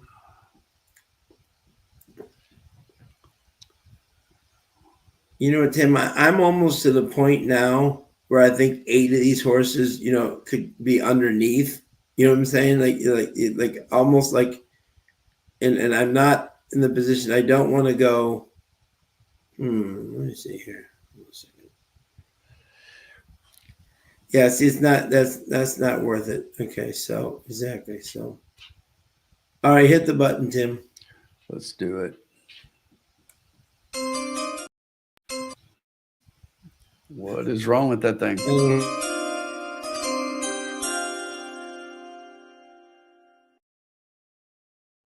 We're up on the day. I'm not going to go crazy. I just think the 5's the best horse, and I really can't find. I don't want to go 5 all, and I'm not going to. You know, we're all geniuses after the race.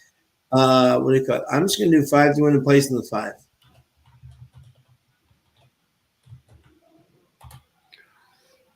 All right. Yeah, just nice, simple. We're up on the night. We got a couple of races still to go. And I think the 5's is a solid. Vince Watson's got 3-7-9 exacta box. Good luck, Vince. How are you, bud? Bob Jackson's top picks the 9-2-8. Chucking my 5.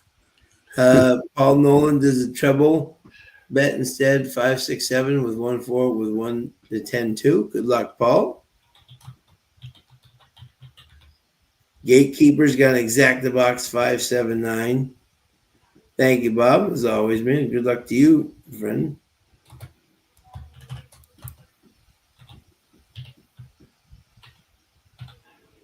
And don't ever think that it's because you didn't pick my horse. That's what the beauty of handicapping is, my friend. That is the true beauty of handicapping.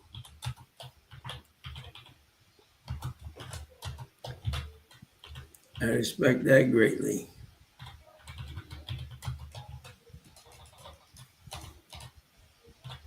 JG Funk, how are you, sir? You got exactly key box 5 with the 7-9.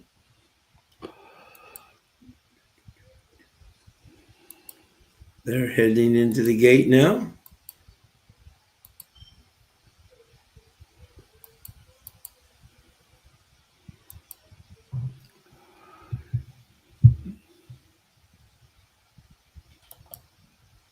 Loading in. The 4 is going in.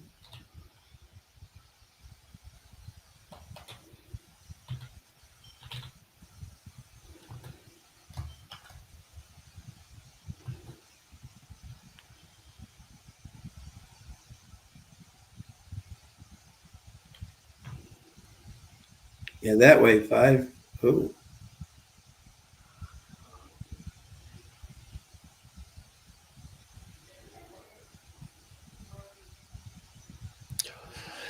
Bankroll is updated. Yep. Loaded up, one to go. 4's a little fractious. And they're off. They like to kill each other here at Del Mar out of the gate. And we got the 6. I'll do this one here. We got the 2. We got the 6. And the 4 all going for the lead in a mad scramble. The 7, 3 chasing them. We got the 5 and the 9. And then the 8 can see them all. They're going around the far turn here. See what this fraction is going to be. The 2 is really moving up on the front. 22 and 1 flying up on the front. Get the 4 right outside of him, the 6 right inside, the 7, the 3, the 5, the 9, and the 8. This looks like a harness race. They're all in line. Zach, you got the 2, who's still going on the lead there. 22. Let's see what the half is going to be here. This could be it. 47. They slowed it down a little bit. But that's Ron Ellis. Arante is trying to steal this on the lead. We got the 4. Ayuso coming up the rail. Right. Who is? Ayuso on the 5. He's trying to find room on the rail. Trying to find room on the rail. See what the 3/4 is here. That was a fast first quarter. The 4 trying to come on the outside. The 7, 112. They're flying up front, but can he get room? The 6, 5's getting bothered by the 6. He's trying to come up the rail, but the 6 just got right in his way. 7. This is like bumper cars at Del Mar trying to keep the 5 off the board. He's getting moving. He's coming. 5 is flying, but just too late. They should take the 6 down. The 6 completely got in the 5's way. Yep. He checked up and right back into the face of the 5 and caused him to move. Yeah. It's not going to help us at all. But man, that 6 absolutely picked the 5 from even having any chance of winning the race. And he definitely had the horse. Oh yeah. No doubt. He was looking for room early, and you can see right here on the replay, he's starting to move inside, but he just got a very late start on all the horses that were in front of him. And the 9 ran a big race there. 9. Yeah. Oh, did the 7 get up on the inside? I think so. I think it's 7-9. Wow, that's a great race there. Russell's Hustle, who had taken money earlier, and JJ, I think the 7, Valdero, Herrera. I think it's 7-9-8. Yeah, and the 8 at 24-1, longest shot on the board, only double digits horse, finishes 3rd. Wow. Yeah, it's not even a question. The 7 beat the 9. Yeah, look at that. Who had it, folks? Who had it out there? Let's see who had it. Oh, Bob had 9-8. Oh, that would have been great. That would have been great. Marco says, dead heat.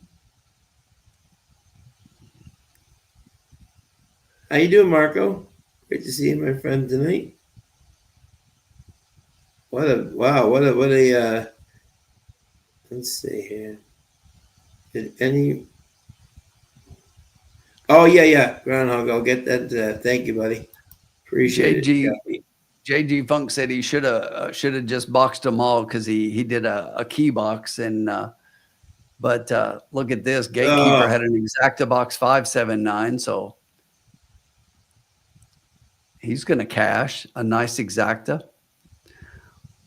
Oh.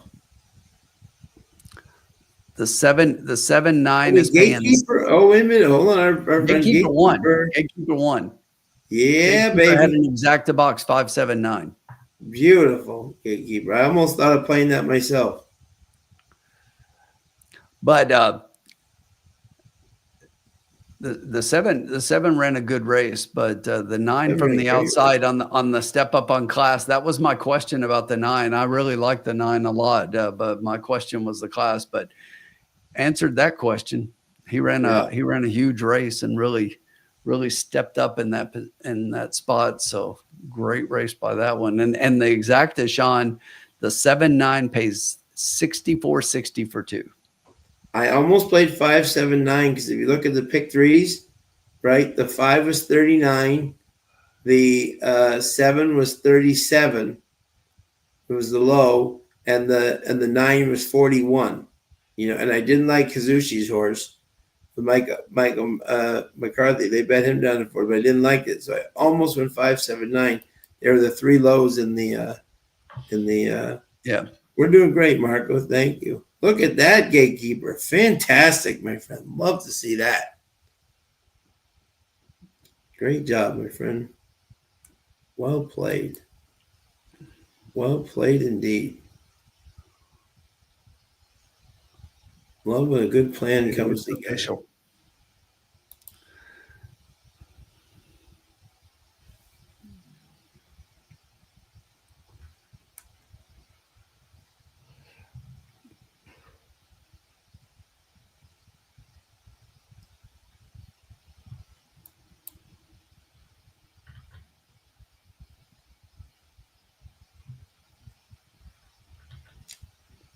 Yeah, so we move on, my friend. Definitely tab that 5 next time because he was full of run. I think when you come in like 5th or to claim on someone to move up from 6th to 5th, or that's not even worth it.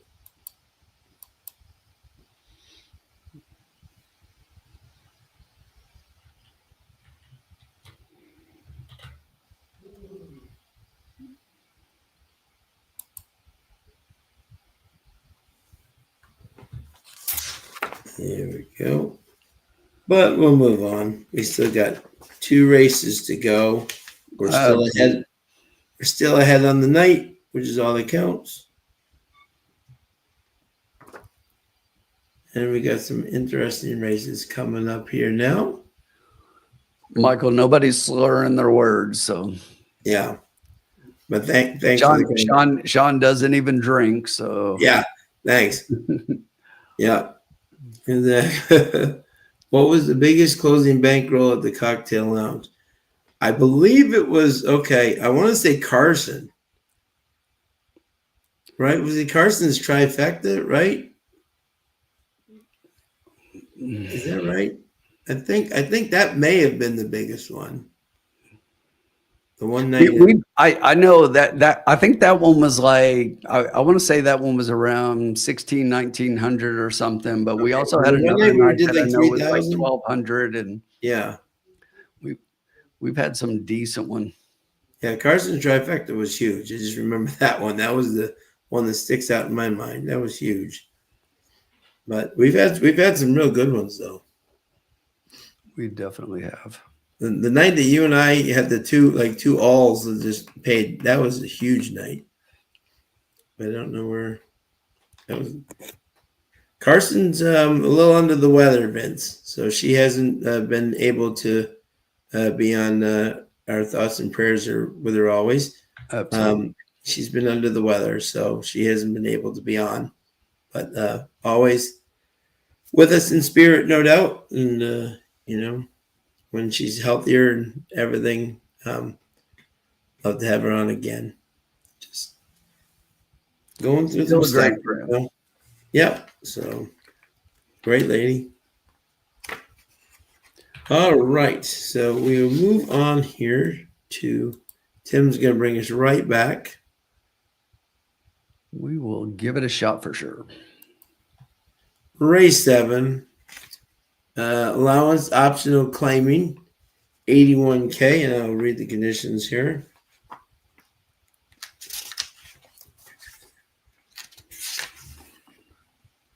State bred optional claiming 20 non-winners of 1 for California bred or California side fillies and mares, 3-year-olds and up, which have never won 21,000 once other than maiden, claiming, or starter. 3-year-olds. And do we have any scratches here? We do the 3 Sharp Ride. We have a huge scratch. Yeah, Sharp Ride has been scratched, which is huge. Indeed.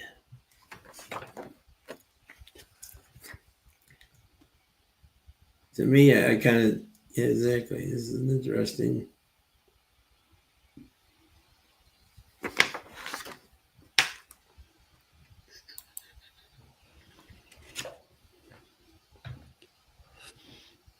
Yep, Paul, no doubt. Yeah, exactly.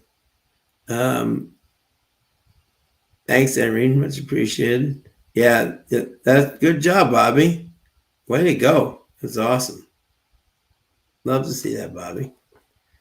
All right. So, yeah, this is an interesting race here, Tim, you know, because a lot of them are coming off the turf, you know, which I find interesting. This was kind of which way the scratch of the 3 was absolutely just ginormous. But the 1, if you look at this, because we can kind of go as a short field, you know, and the interesting, the 5 is run twice on the, because don't you find this peculiar that this race is on the dirt? It really is a little bit interesting when you look at where the horses have been running. Yeah, they've all been running on the, you know, which I find is interesting. I mean, like even like the 5, like when I was looking at him, he's 2 for 2 on the turf. Brandon Santanita just didn't lacked a little room, but didn't, you know, what do you call it? But it had to go in the equine ambulance, and then his last work was 99 out of 100. You know, the fact that JJ stays is at least, but at 9-5, is that something that you want to, you know? The 7 has run 1 time at Los Alamitos versus Maiden Special, and didn't run terrible, ran 5th, mid, which is interesting. So at least if you can run at Los Alamitos, okay, that means you can probably transfer over to Del Mar. There's usually that form.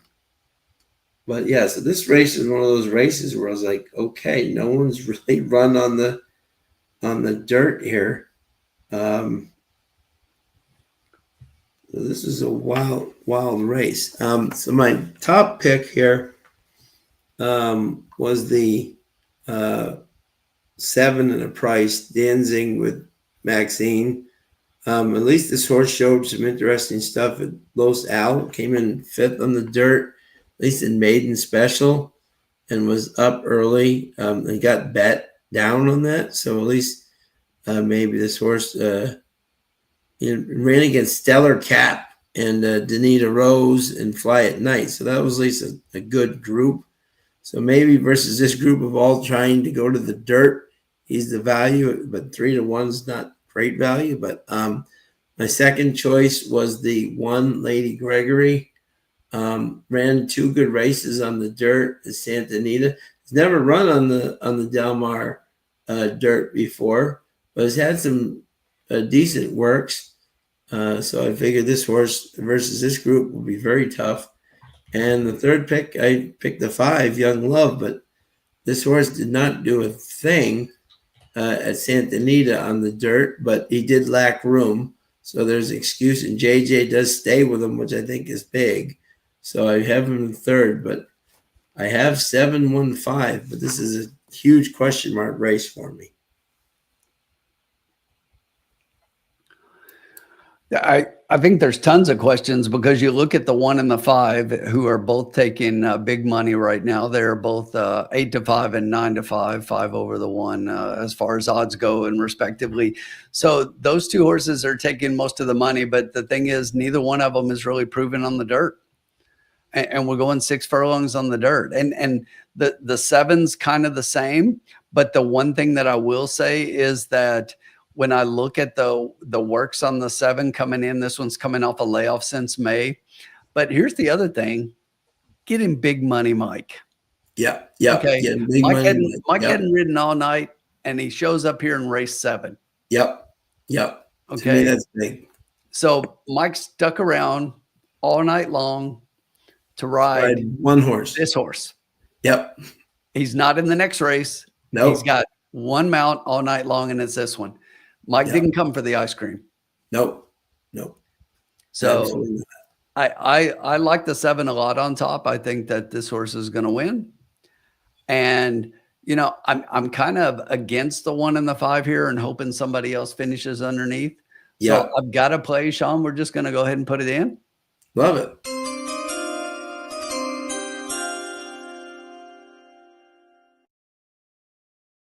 We're just going to make a $10 wager. We're going to play a $2 exacta, 7 all.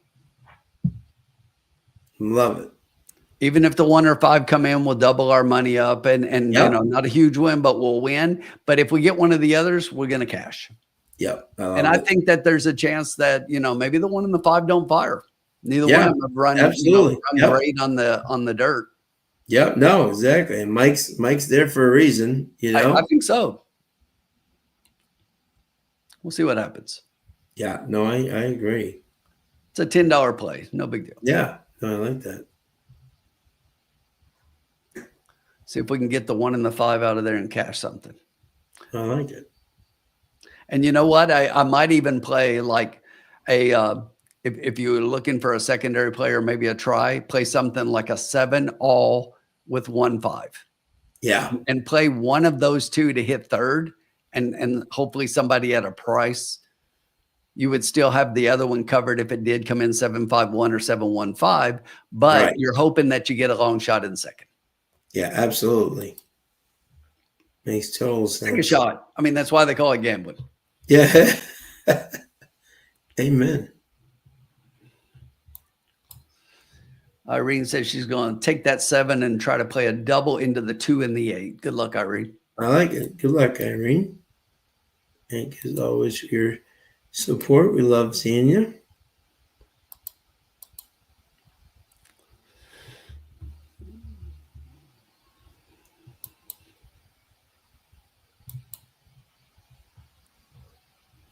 JG Funk's got a 467 exacta box. Good luck, my friend. I don't think I've seen anyone all night long, Sean, share what they were drinking in the cocktail lounge. Yeah, I know, huh? What's everybody drinking? What's your beverage of choice? Doesn't have to be alcoholic. What's your beverage of choice? Yeah, exactly. What is your choice tonight?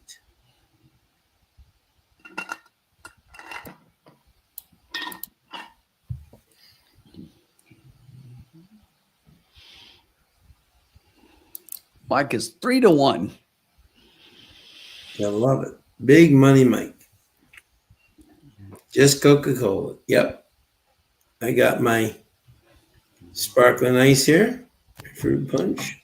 Sean, I'll be right back. Okay, no problem. Yep. Yep. Kool-Aid on the rocks. Love it, James. Oh, yeah. Irene, today I do have a lot of allergies going on up here in Boston. A lot of stuff in the air today. I also had the smoke from the Canada coming down to Boston today, which has made it a little bit tough to clog you up a little bit. Oh, Arizona, love it. Love that. One of my favorites. One of my favorites. But I'm doing all right, Irene. I'll be ready for Woodbine next week. My voice will be all better. Couple of hauls. We'll be good to go. And thank you to everybody joining us tonight. 74 strong. For Del Mar. See how long we have to go. Here we have 10 minutes to post. Yeah, let's talk a little bit about the our friends coming up there. Is Charlie Appleby returning to Saratoga. Last year, Aidan O'Brien and Charlie Appleby were greatly turned off by the fact that so many cards were rained out last year at Saratoga. In fact, Ryan Moore twice last year tried to come up to ride, and twice he was denied. And Aidan didn't come back, and Charlie didn't come back, and so that was rather interesting for sure. But now they're coming back. Twisted B. I like Twisted B. Love it. Bullet Bourbon for JG Funk. Curtis Sten's got lavender chamomile tea. All right. Oh, God bless Curtis. Our thoughts and prayers, my friend. Hope all's well. My dad just recovered from that. Amazing the stuff they can do. Amazing stuff they can do.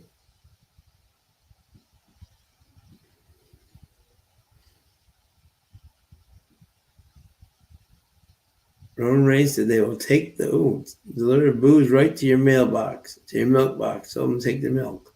There you go. Yeah. So, yeah, but that's interesting, Tim. The first return of Charlie Appleby to Saratoga this Saturday for the, I believe he's in this, was in the Fezzik Tipton for the Sword Dancer, one of the two. He's got two horses. Oh, Sword Dancer, I think. He's got two horses in there. And William Buick's making the trip over for the first time. So that will be interesting. Rick's got a left-handed cigarette.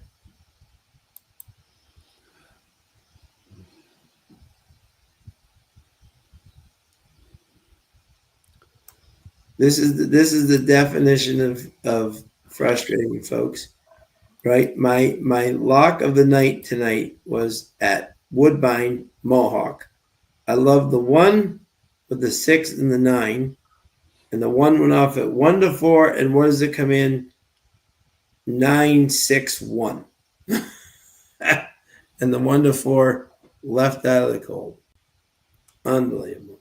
That is racing. Yes, it is. But yeah. We still got 7 minutes to post. It seems like this one's kind of drug out a little bit, doesn't it? I know. I agree. The 5 is currently sitting at 8-5 is your favorite. The 1 is 2-1. Our 7 is 7-2. I love that. I do too. I like this 7. Yeah, good luck to our girl Katie Davis. I just talked to her last night. Their loving ascot. Going to be competing in the jockey competition over there. She's so excited to be there. Trevor went over. The baby went over. They're doing great, So, nice. So yeah, so good for her. She's very excited about the opportunity. Rick Johnson's got a 7 with the 1-5 exacta box. Good luck, my friend.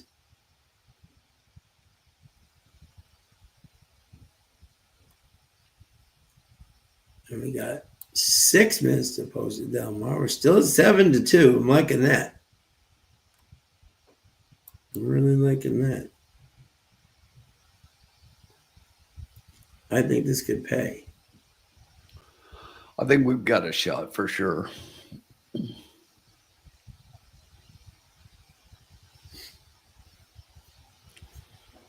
Irene's playing the exacta 7 with 1-4-5. Yeah, good luck, my friend. Yeah. And if anybody has, Zach, if anyone is a Katie Davis fan, go on SaratogaHats.com. Right? I was one of the people who actually named her this, the Smiling Assassin.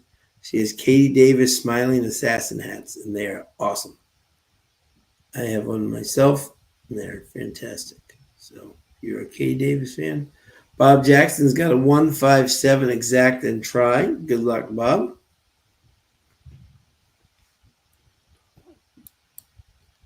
This is one of those races where you're like, okay.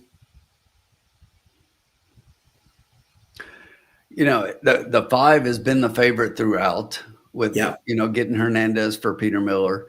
But in the double and the pick 3, the 1 is like way below the 5 in both of those payouts. Yeah, I know. Yes, exactly. It's funny.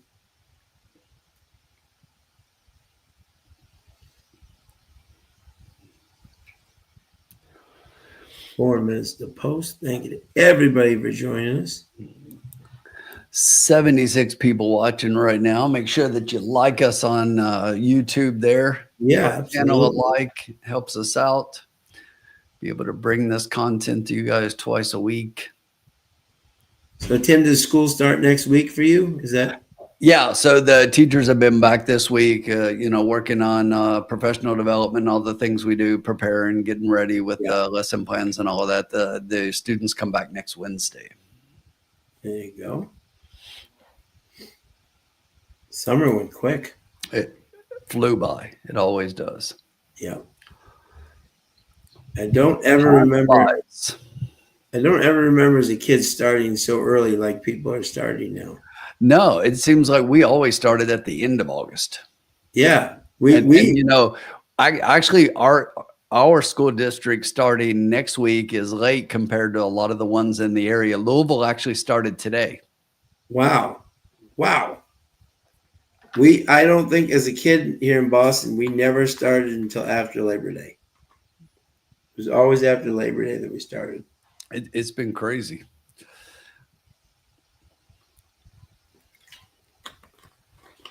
Simon Bray picked the 5 here. Young Love.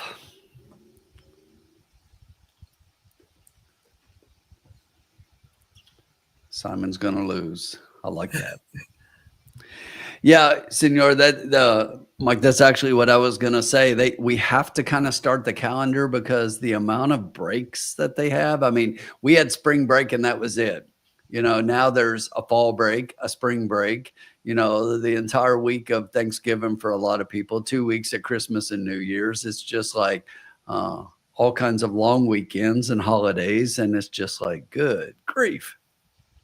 Yeah, no doubt. Breaks everywhere.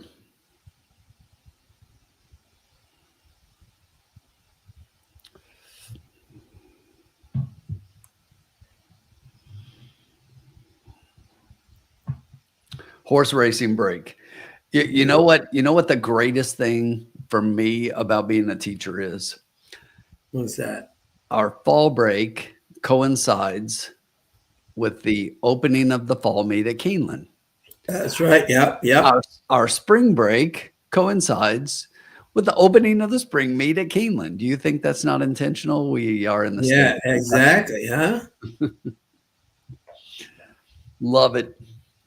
So that's why Sean and I were at Keeneland for Bluegrass weekend, even though we got rained out this year.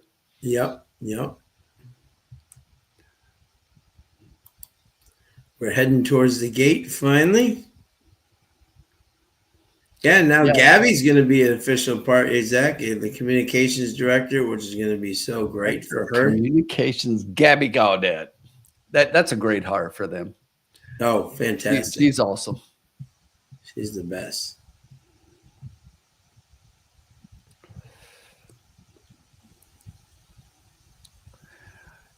Nick, our bet, let me pull it back up here. We're actually playing a 7-all exacta. Yep. Mm-hmm. So this is what we're playing. We're playing an exacta 7-all. We kind of think the 1 and the 5 are taking a lot of money for a couple of turf horses on the dirt. Yep. And we got big money Mike Smith on the 7, his only ride of the night. He stayed here. He sat in the jocks room for 7 races just to ride 1 horse. Yeah. He's not doing it for free.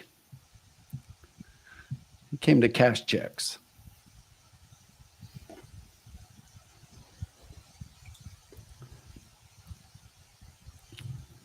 And they're all in.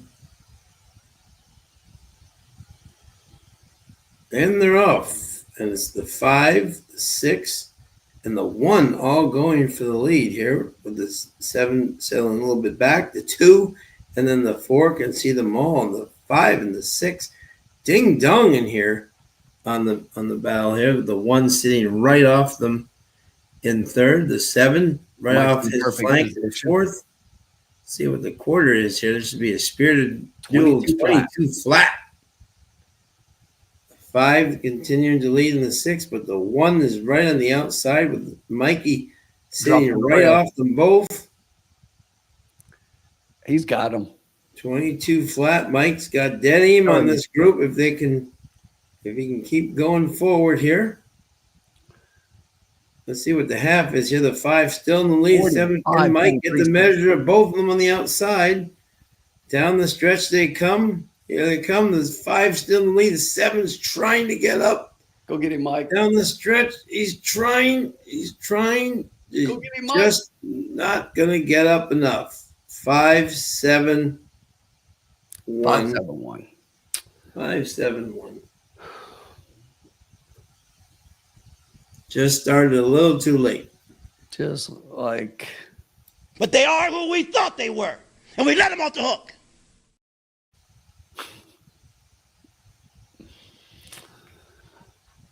Yeah, we got some big bombs tonight there in Carolina. And Woodbine Mohawk tonight. But man, I thought it looked great around the turn there.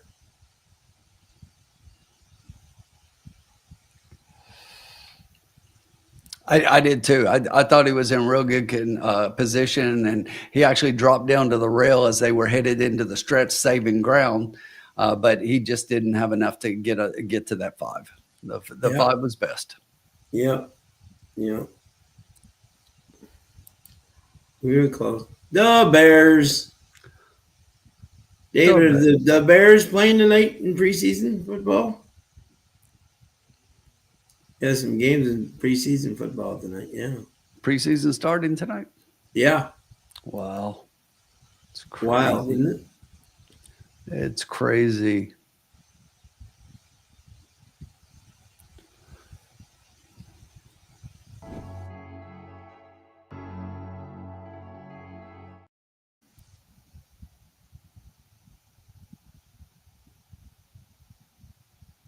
Craziness.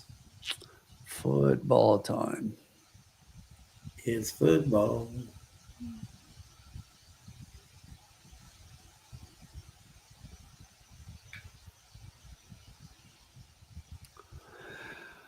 Well, that was pretty chalky.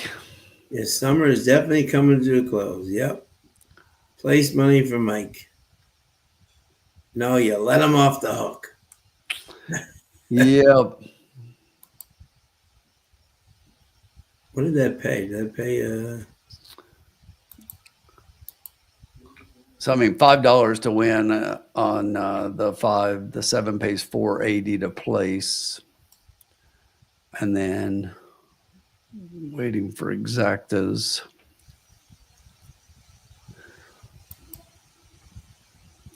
Young Love. JJ Hernandez for Peter Miller. Yeah, the fact that he stayed with that horse, was a big, Yeah. was a big plus,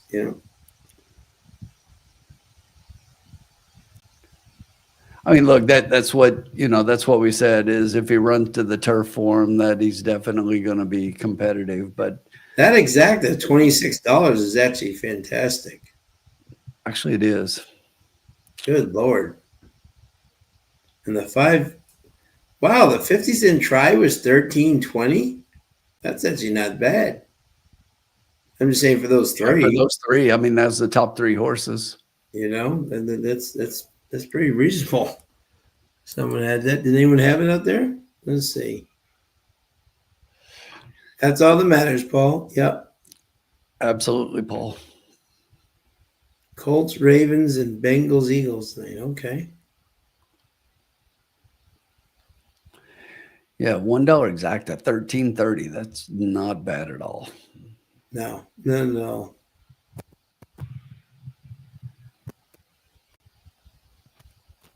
He never started until the Monday following Labor Day. Yeah, there you go. I was devastated. I actually missed the first 3 days of high school as a result.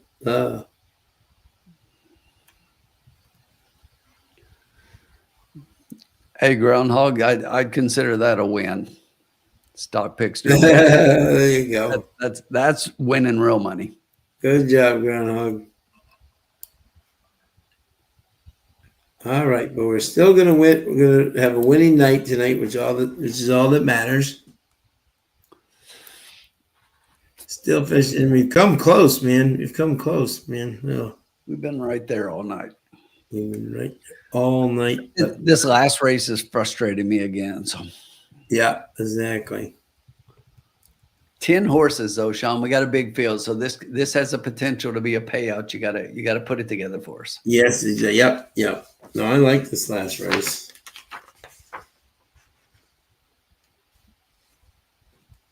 I like this race.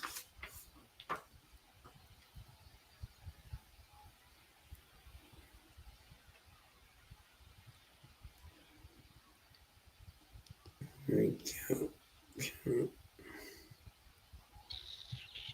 Yeah, this is interesting. This is a very interesting. Let's see how this race goes. Thank you to everybody joining us tonight. Saratoga, you can make one score and turn that around fast. Yeah, absolutely. Simon Bray picks the 4 here. Thanks, Michael. Yeah. Got a very solid chance here, indeed.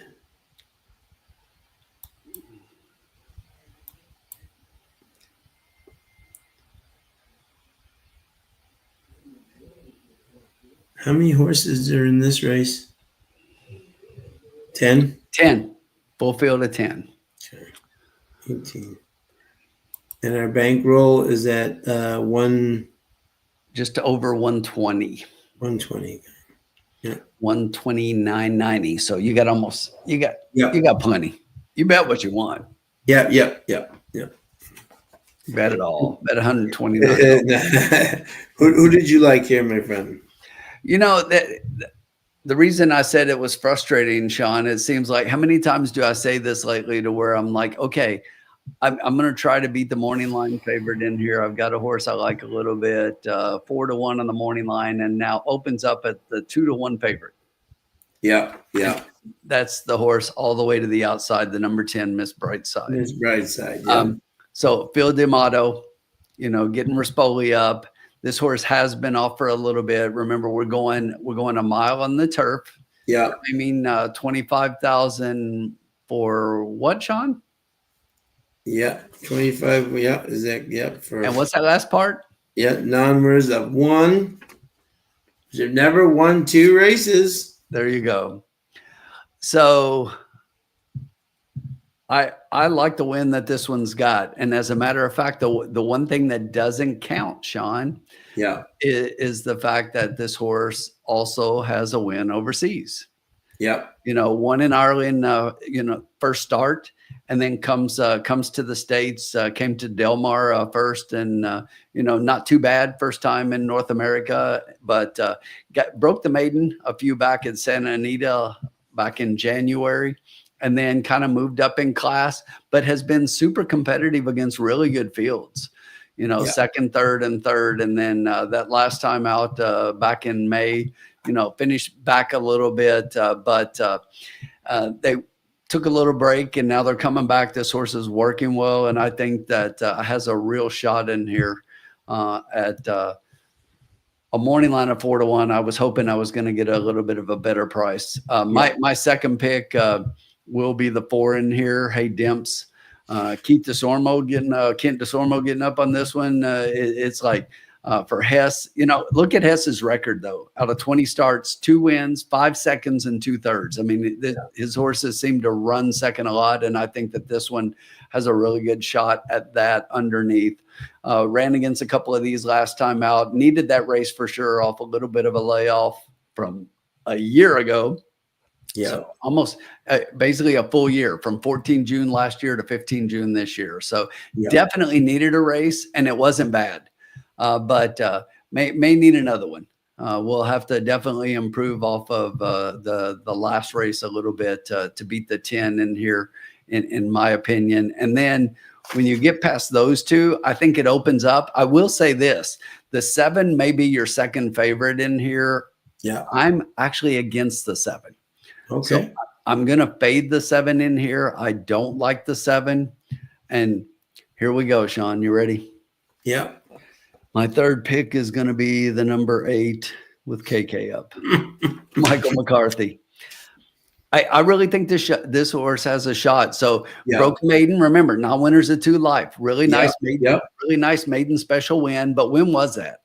October 23. Yeah, needed the race last time. This horse was on the shelf for a year and a half. Yeah, but came back in that allowance race, which was much better than these. And you can just line through that. I mean, the horse was all for a year and a half, but you know, has some really decent works and looks good. You know, Michael McCarthy would not put this horse on the track if he didn't think that she stood a chance. So I think she's got a chance against these because there are no true standouts.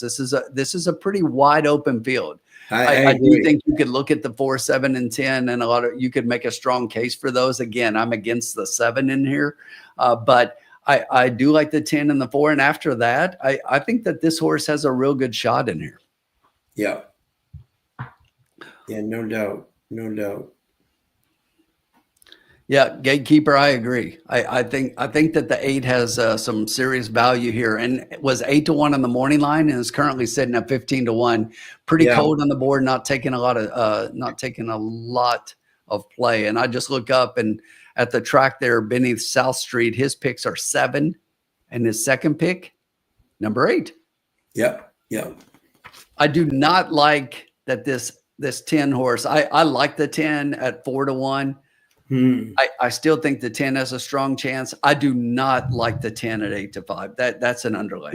Yeah. That's extreme underlay. That horse should not be 8 to 5 in a 10 horse field. I agree. Yep. So it makes me like the 4 a little bit more, Sean. I still think the 10 has a great shot, but from a wagering perspective, I'd almost want to bet against the 10 in this spot at that price. Yep.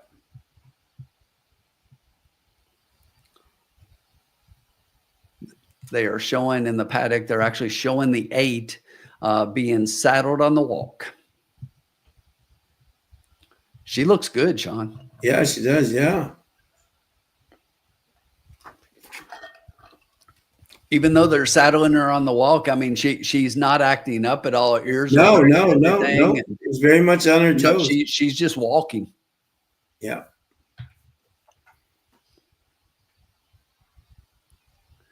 Michael McCarthy knows a thing or two about horses. Oh, he damn does. Yep.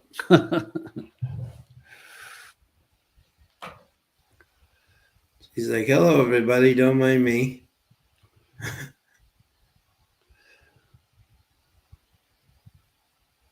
Appreciate that, Mike. Very kind, sir. Neither Sean or I will tell you that we're the greatest horse players in the country.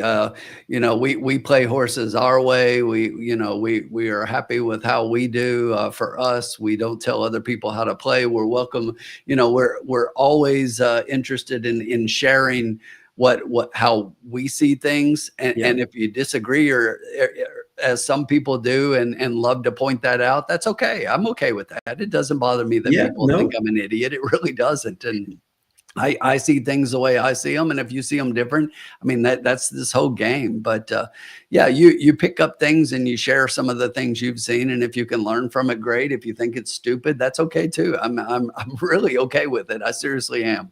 Sure. Yeah. Yeah. Exactly. But we love this. We love the interaction and playing the horses with you guys. And Sean and I always say we learn from you guys as well.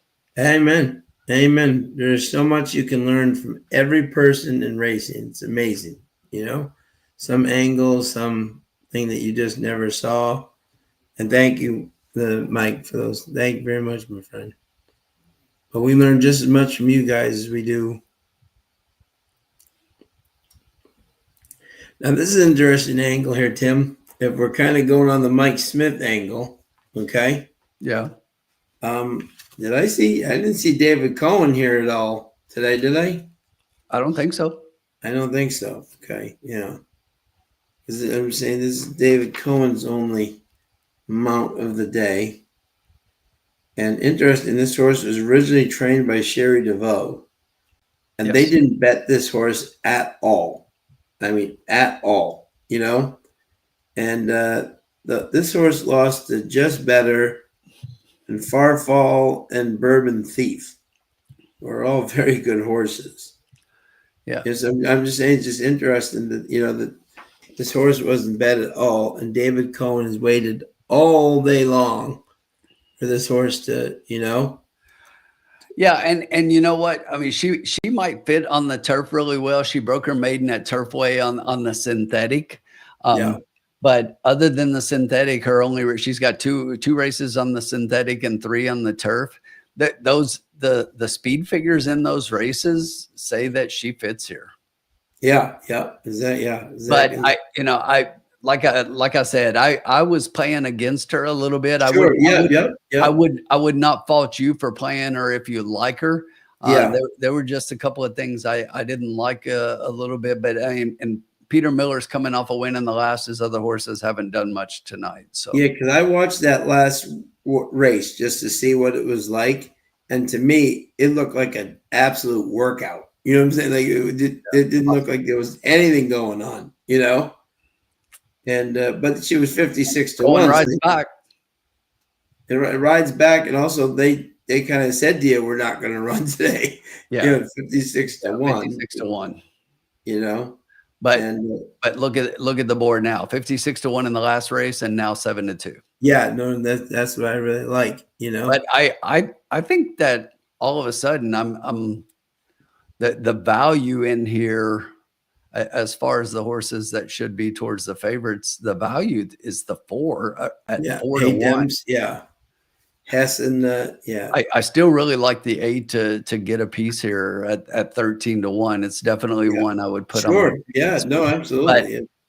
But the 10's floating up a little bit as some of the other horses start to take a little bit of money, which is good. Yeah. But 2 to 1 still a little bit low. But this horse does have a legitimate shot in here. I just don't like the price. Yeah, and Hess off the claim is 13%. And you know what's interesting? And this is funny. I mean, what was it? I know we're in 2025.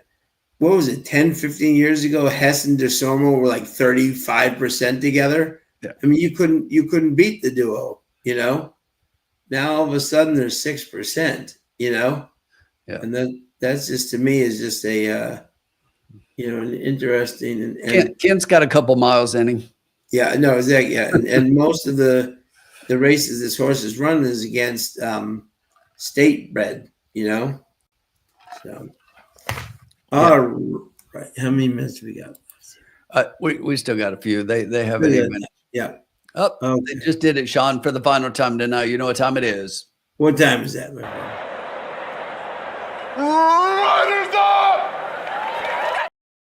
Riders up time at Del Mar. Yeah. For the finale. All right. Let me look at here. Okay. A mile on the turf tonight. All right.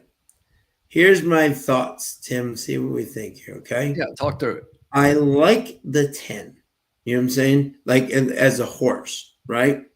And I think this horse could be. I don't like that post. You know what I'm saying? That if the 10 was inside, I would like it a lot more. But they are betting it. They're betting it, and 9 to 5. Yeah, as I said to you, if that was 4, 5, 6 to 1, I think that's a great play. 9 to 5 on the outside. That's a little bit of a. I don't think the stats at Del Mar are great from the 10 post. On the outside there.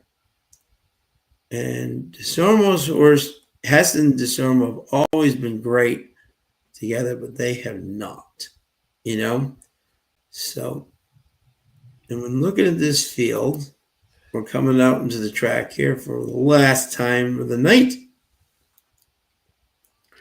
We're going to go out a winner either way. I think from the inside, the 2 is going to want to show speed. So the Yakteen horse on the inside there is going to want to show speed. So the 2 is going to go out. The good thing about the 10 is the 9 is definitely going to get out of the gate and most likely go out and chase the 2. So the 9's going to clear pretty quickly inside. The 10 wants to be mid-pack. So should be able to move over a little bit as horses move forward there. Only got, with the mile configuration, only has about 3/4 of the stretch there to move over before getting carried out into the turn. Yeah. So that would be a concern. I'm not even going to wait, Tim. I'm not even going to wait. Let's do it. I may be.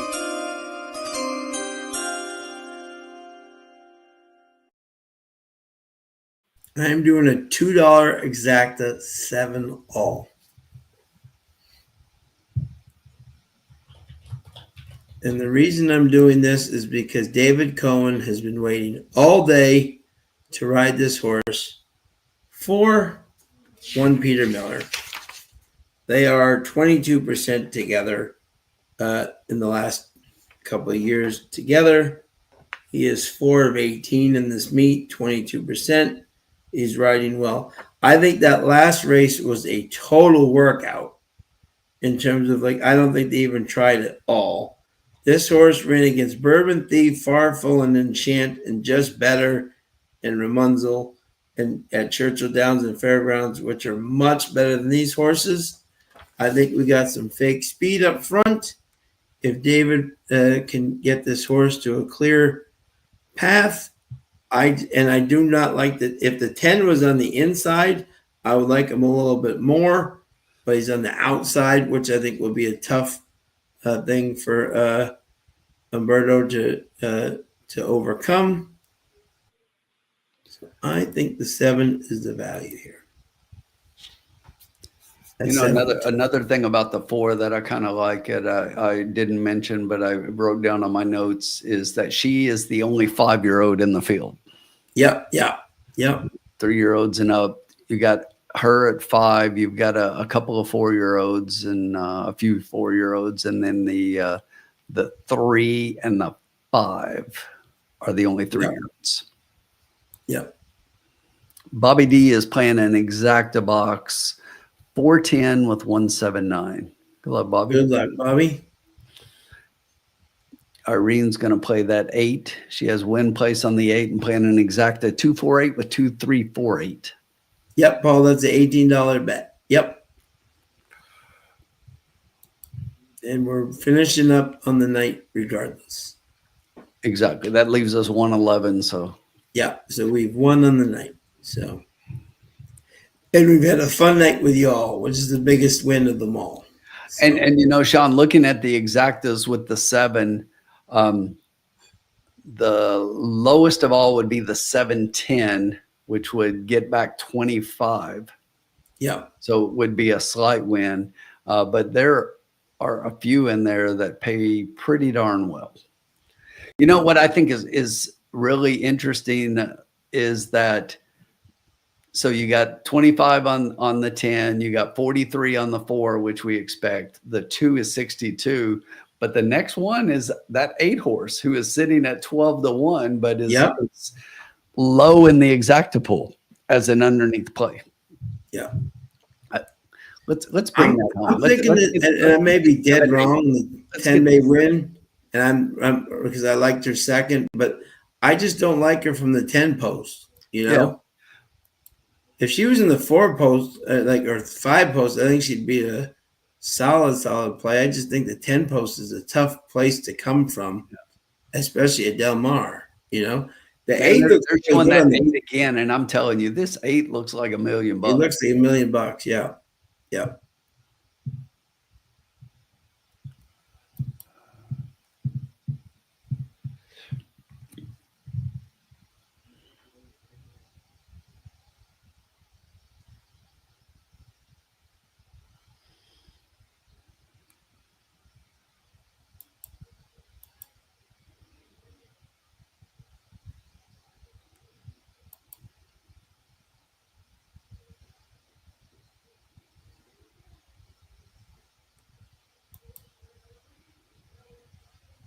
Groundhog's got the 8 on top, $10, a 10-cent superfecta 8 with 4-7-10 with 1-4-7-9-10 with 1-4-7-9-10.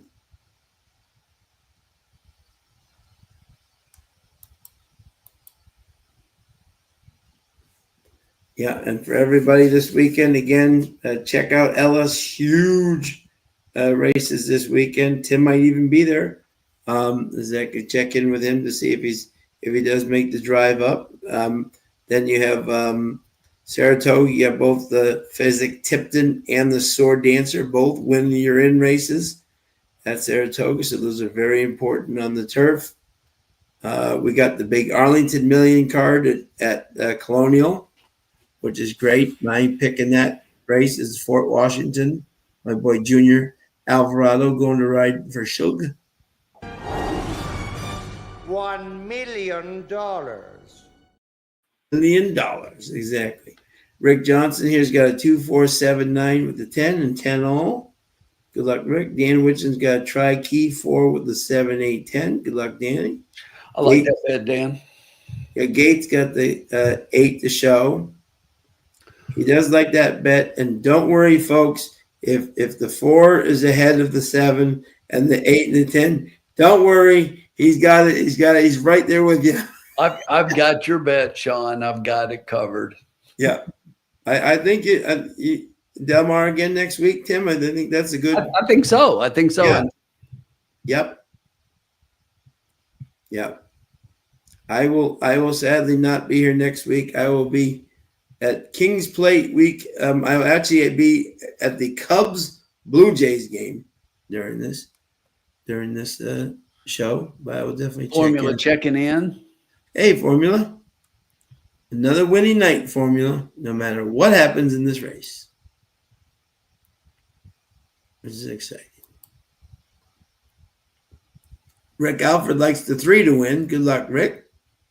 That'd be a great win for you. Yeah. Always fun to visit where the surf meets the turf. Always good racing up there.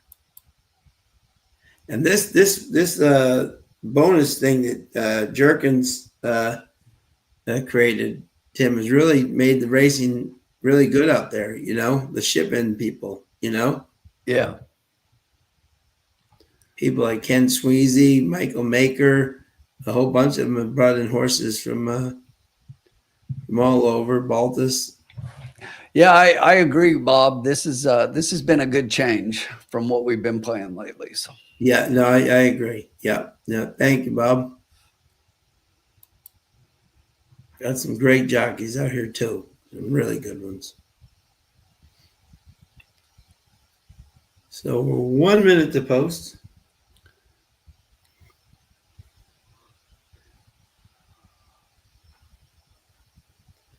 Heading towards that starting gate on the turf.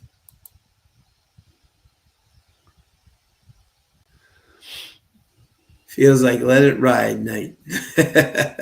I'm gonna play one crazy ticket, just $1 try, and key in that 8 on top of the other horses we talked about, because my goodness, I keep looking at her and she looks so good. She looks fantastic. Yeah. 8, 7, 2, 10. The formula's got. He's got the 8. Look at that. Yeah. Look at that. They both have KK. I'm feeling really good. That's hilarious. Oh, goodness.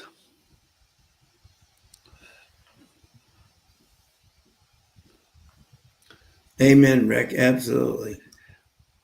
This is better than the Turf Club. That's the way we feel. My 7's down to 5-2. Late money on my 7. Yes. Definitely money's coming in.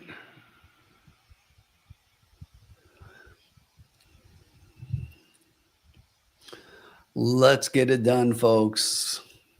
Close it out, winners.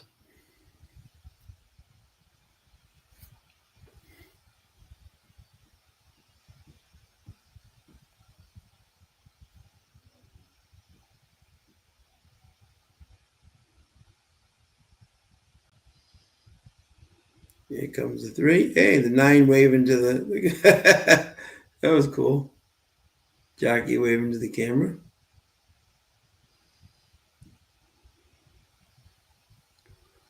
Ten is going in. Here we go. Last race of the night. Roberto looking confident.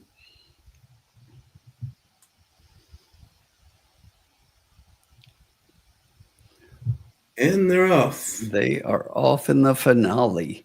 Pretty even break, but from the inside, that's going to be Coral Gables Kalen getting out to an early lead. Princess Daddy is outside that one. Further out in third, 3 wide is Thirst for Passion as we head for the clubhouse turn. Down on the inside, that's Blue Oasis sitting in fourth. Then you've got Hey Dimps in between horses with Lady of Power to the outside of that one. Behind that one, Step It Out. Back at the back right now is Miss Brightside and Lady Lissom, but up front right now, Gables Kalen goes 22.9 to the quarter. Got about 2 lengths over Blue Oasis to the inside of Princess Daddy. Outside of those comes Lady of Power starting to gain in fourth. It's a trio of horses behind that one with La Scaloneta down in between, down on the rail. Hey Dimps between horses. On the far outside is Thirst for Passion, but up front right now, still at 13-1, Coral Gables Kalen still holds that lead about 1.5 lengths over those 3 horses behind. Blue Oasis down to the inside. In between horses, that is Hey Dimps starting to get into gear from the far outside. Going to take the turn 6 wide, got carried extremely wide. And just as that happens, the 2 horse comes through. Blue Oasis down on the inside. That is the one still fighting on. It is going to be these 2 coming to the wire. La Scala. That's the one. The 1 horse. Blue Oasis gets second. Miss Brightside comes from the back of the pack to finish in third. See, this is, everybody do me a favor. Put Miss Brightside in your stable, male. Because as I predicted, my 7 just had nothing. I thought it was going to run a big race there, but and they bet it down like it. But the and Bob got the exacta. Well done, Bob. Love it. Good man. Take a bow. 1, 2, 10, 4. Yeah. The one thing I really did not like, and this is why I did the 7 all. Right, is that the 10 I thought was the best horse. Did you see how far back the 10 came out of the gate? How far back he had to take her back. You know what I'm saying? And she still got up for third. Put the 10 folks in your stable duel, and your stable male, and Miss Brightside, because when she gets a good post for Umberto and she is going to dominate the field. So it's 1, 2, 10. And just to point this out and give the man his props, Bob Jackson said top picks 1, 2, 10. Look at that. Ice cold trifecta. Ice cold. Nice call, Bob. Trifectas. That is great, Bob. Love to see that, my friend. Way to go. That was incredible. Especially at those odds. You got 9-7, 9-1 over 7-1 over 2-1. Yeah. That is amazing.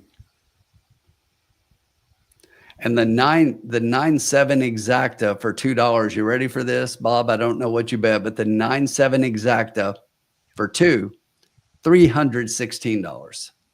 Yep. Amazing.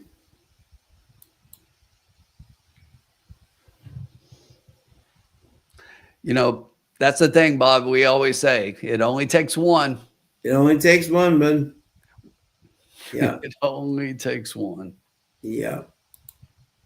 That's a great job, Bob. I'm sorry. I don't know why I said 9-7. I was looking at my own bed and thinking in my own world. I'm sorry. It's just like I don't even know where I got 9-7 because I don't even have that horse. But those 1-2 pays $81.60. I don't know what I was just looking at. Wow. I looked at something and it said 9-7, and I went over and said 9-7. So I apologize for that. 1-2 $81.60. Bob, do you have the try? I don't know if he had the try, but that would be nice because that would be amazing, my friend. That would be fantastic.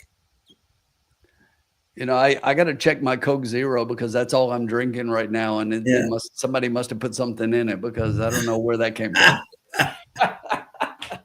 Sorry, Bob. Just checking. Yeah, that was alert test, and you won. We're seeing if you are still awake, right? Yeah, exactly. Yeah, exactly. How the two? I evidently am not, Bob. No. That was hilarious. That was so much fun. Got to laugh at myself, Sean. Everybody else does. I might as well join them. Absolutely. Bob, did you have the try or did you just have the let us know if you had the try or the either way, it's nice. 40 to 1. Yeah. Unbelievable. Great exact either way. Tyler Bays for Jay Sweeney.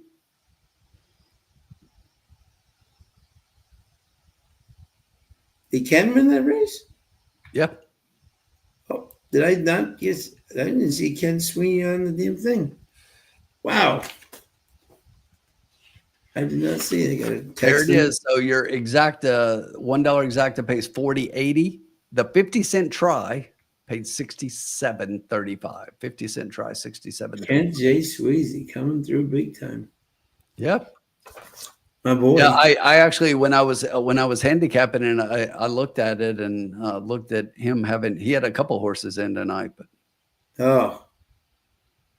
yeah, he's out there with the win and you're in, which is which is so good. I mean, not the win you're in, the win and you ship and you get the bonuses and everything. So not only does he get the win, he gets a bonus, he gets everything, which is great.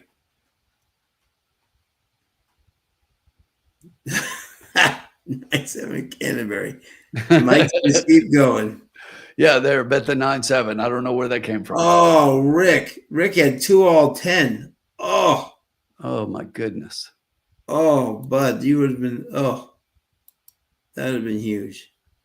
But hey, we still got a winning night tonight, which is awesome. Love seeing that. Always. So exactly, and. Everybody, thank you so much for joining us tonight. We had a blast as always. Good luck this weekend, Tim. Hope you make it out to Ellis if you do. Also, good luck with the opening of school. Everything this week, and hope you make it out there for some great racing there at Ellis. And we'll be. We'll be back doing Del Mar. I'll even try to check in from the road. Is a little hard in Canada, but I will definitely try. But Ryan, thank you as always, my friend. Great to see you. Senor, everybody who joined, thank you again. Bobby D, thank you, my man. Have a great weekend, and we will see you on Tuesday night for Tuesday Night Lights. See you then. See you soon.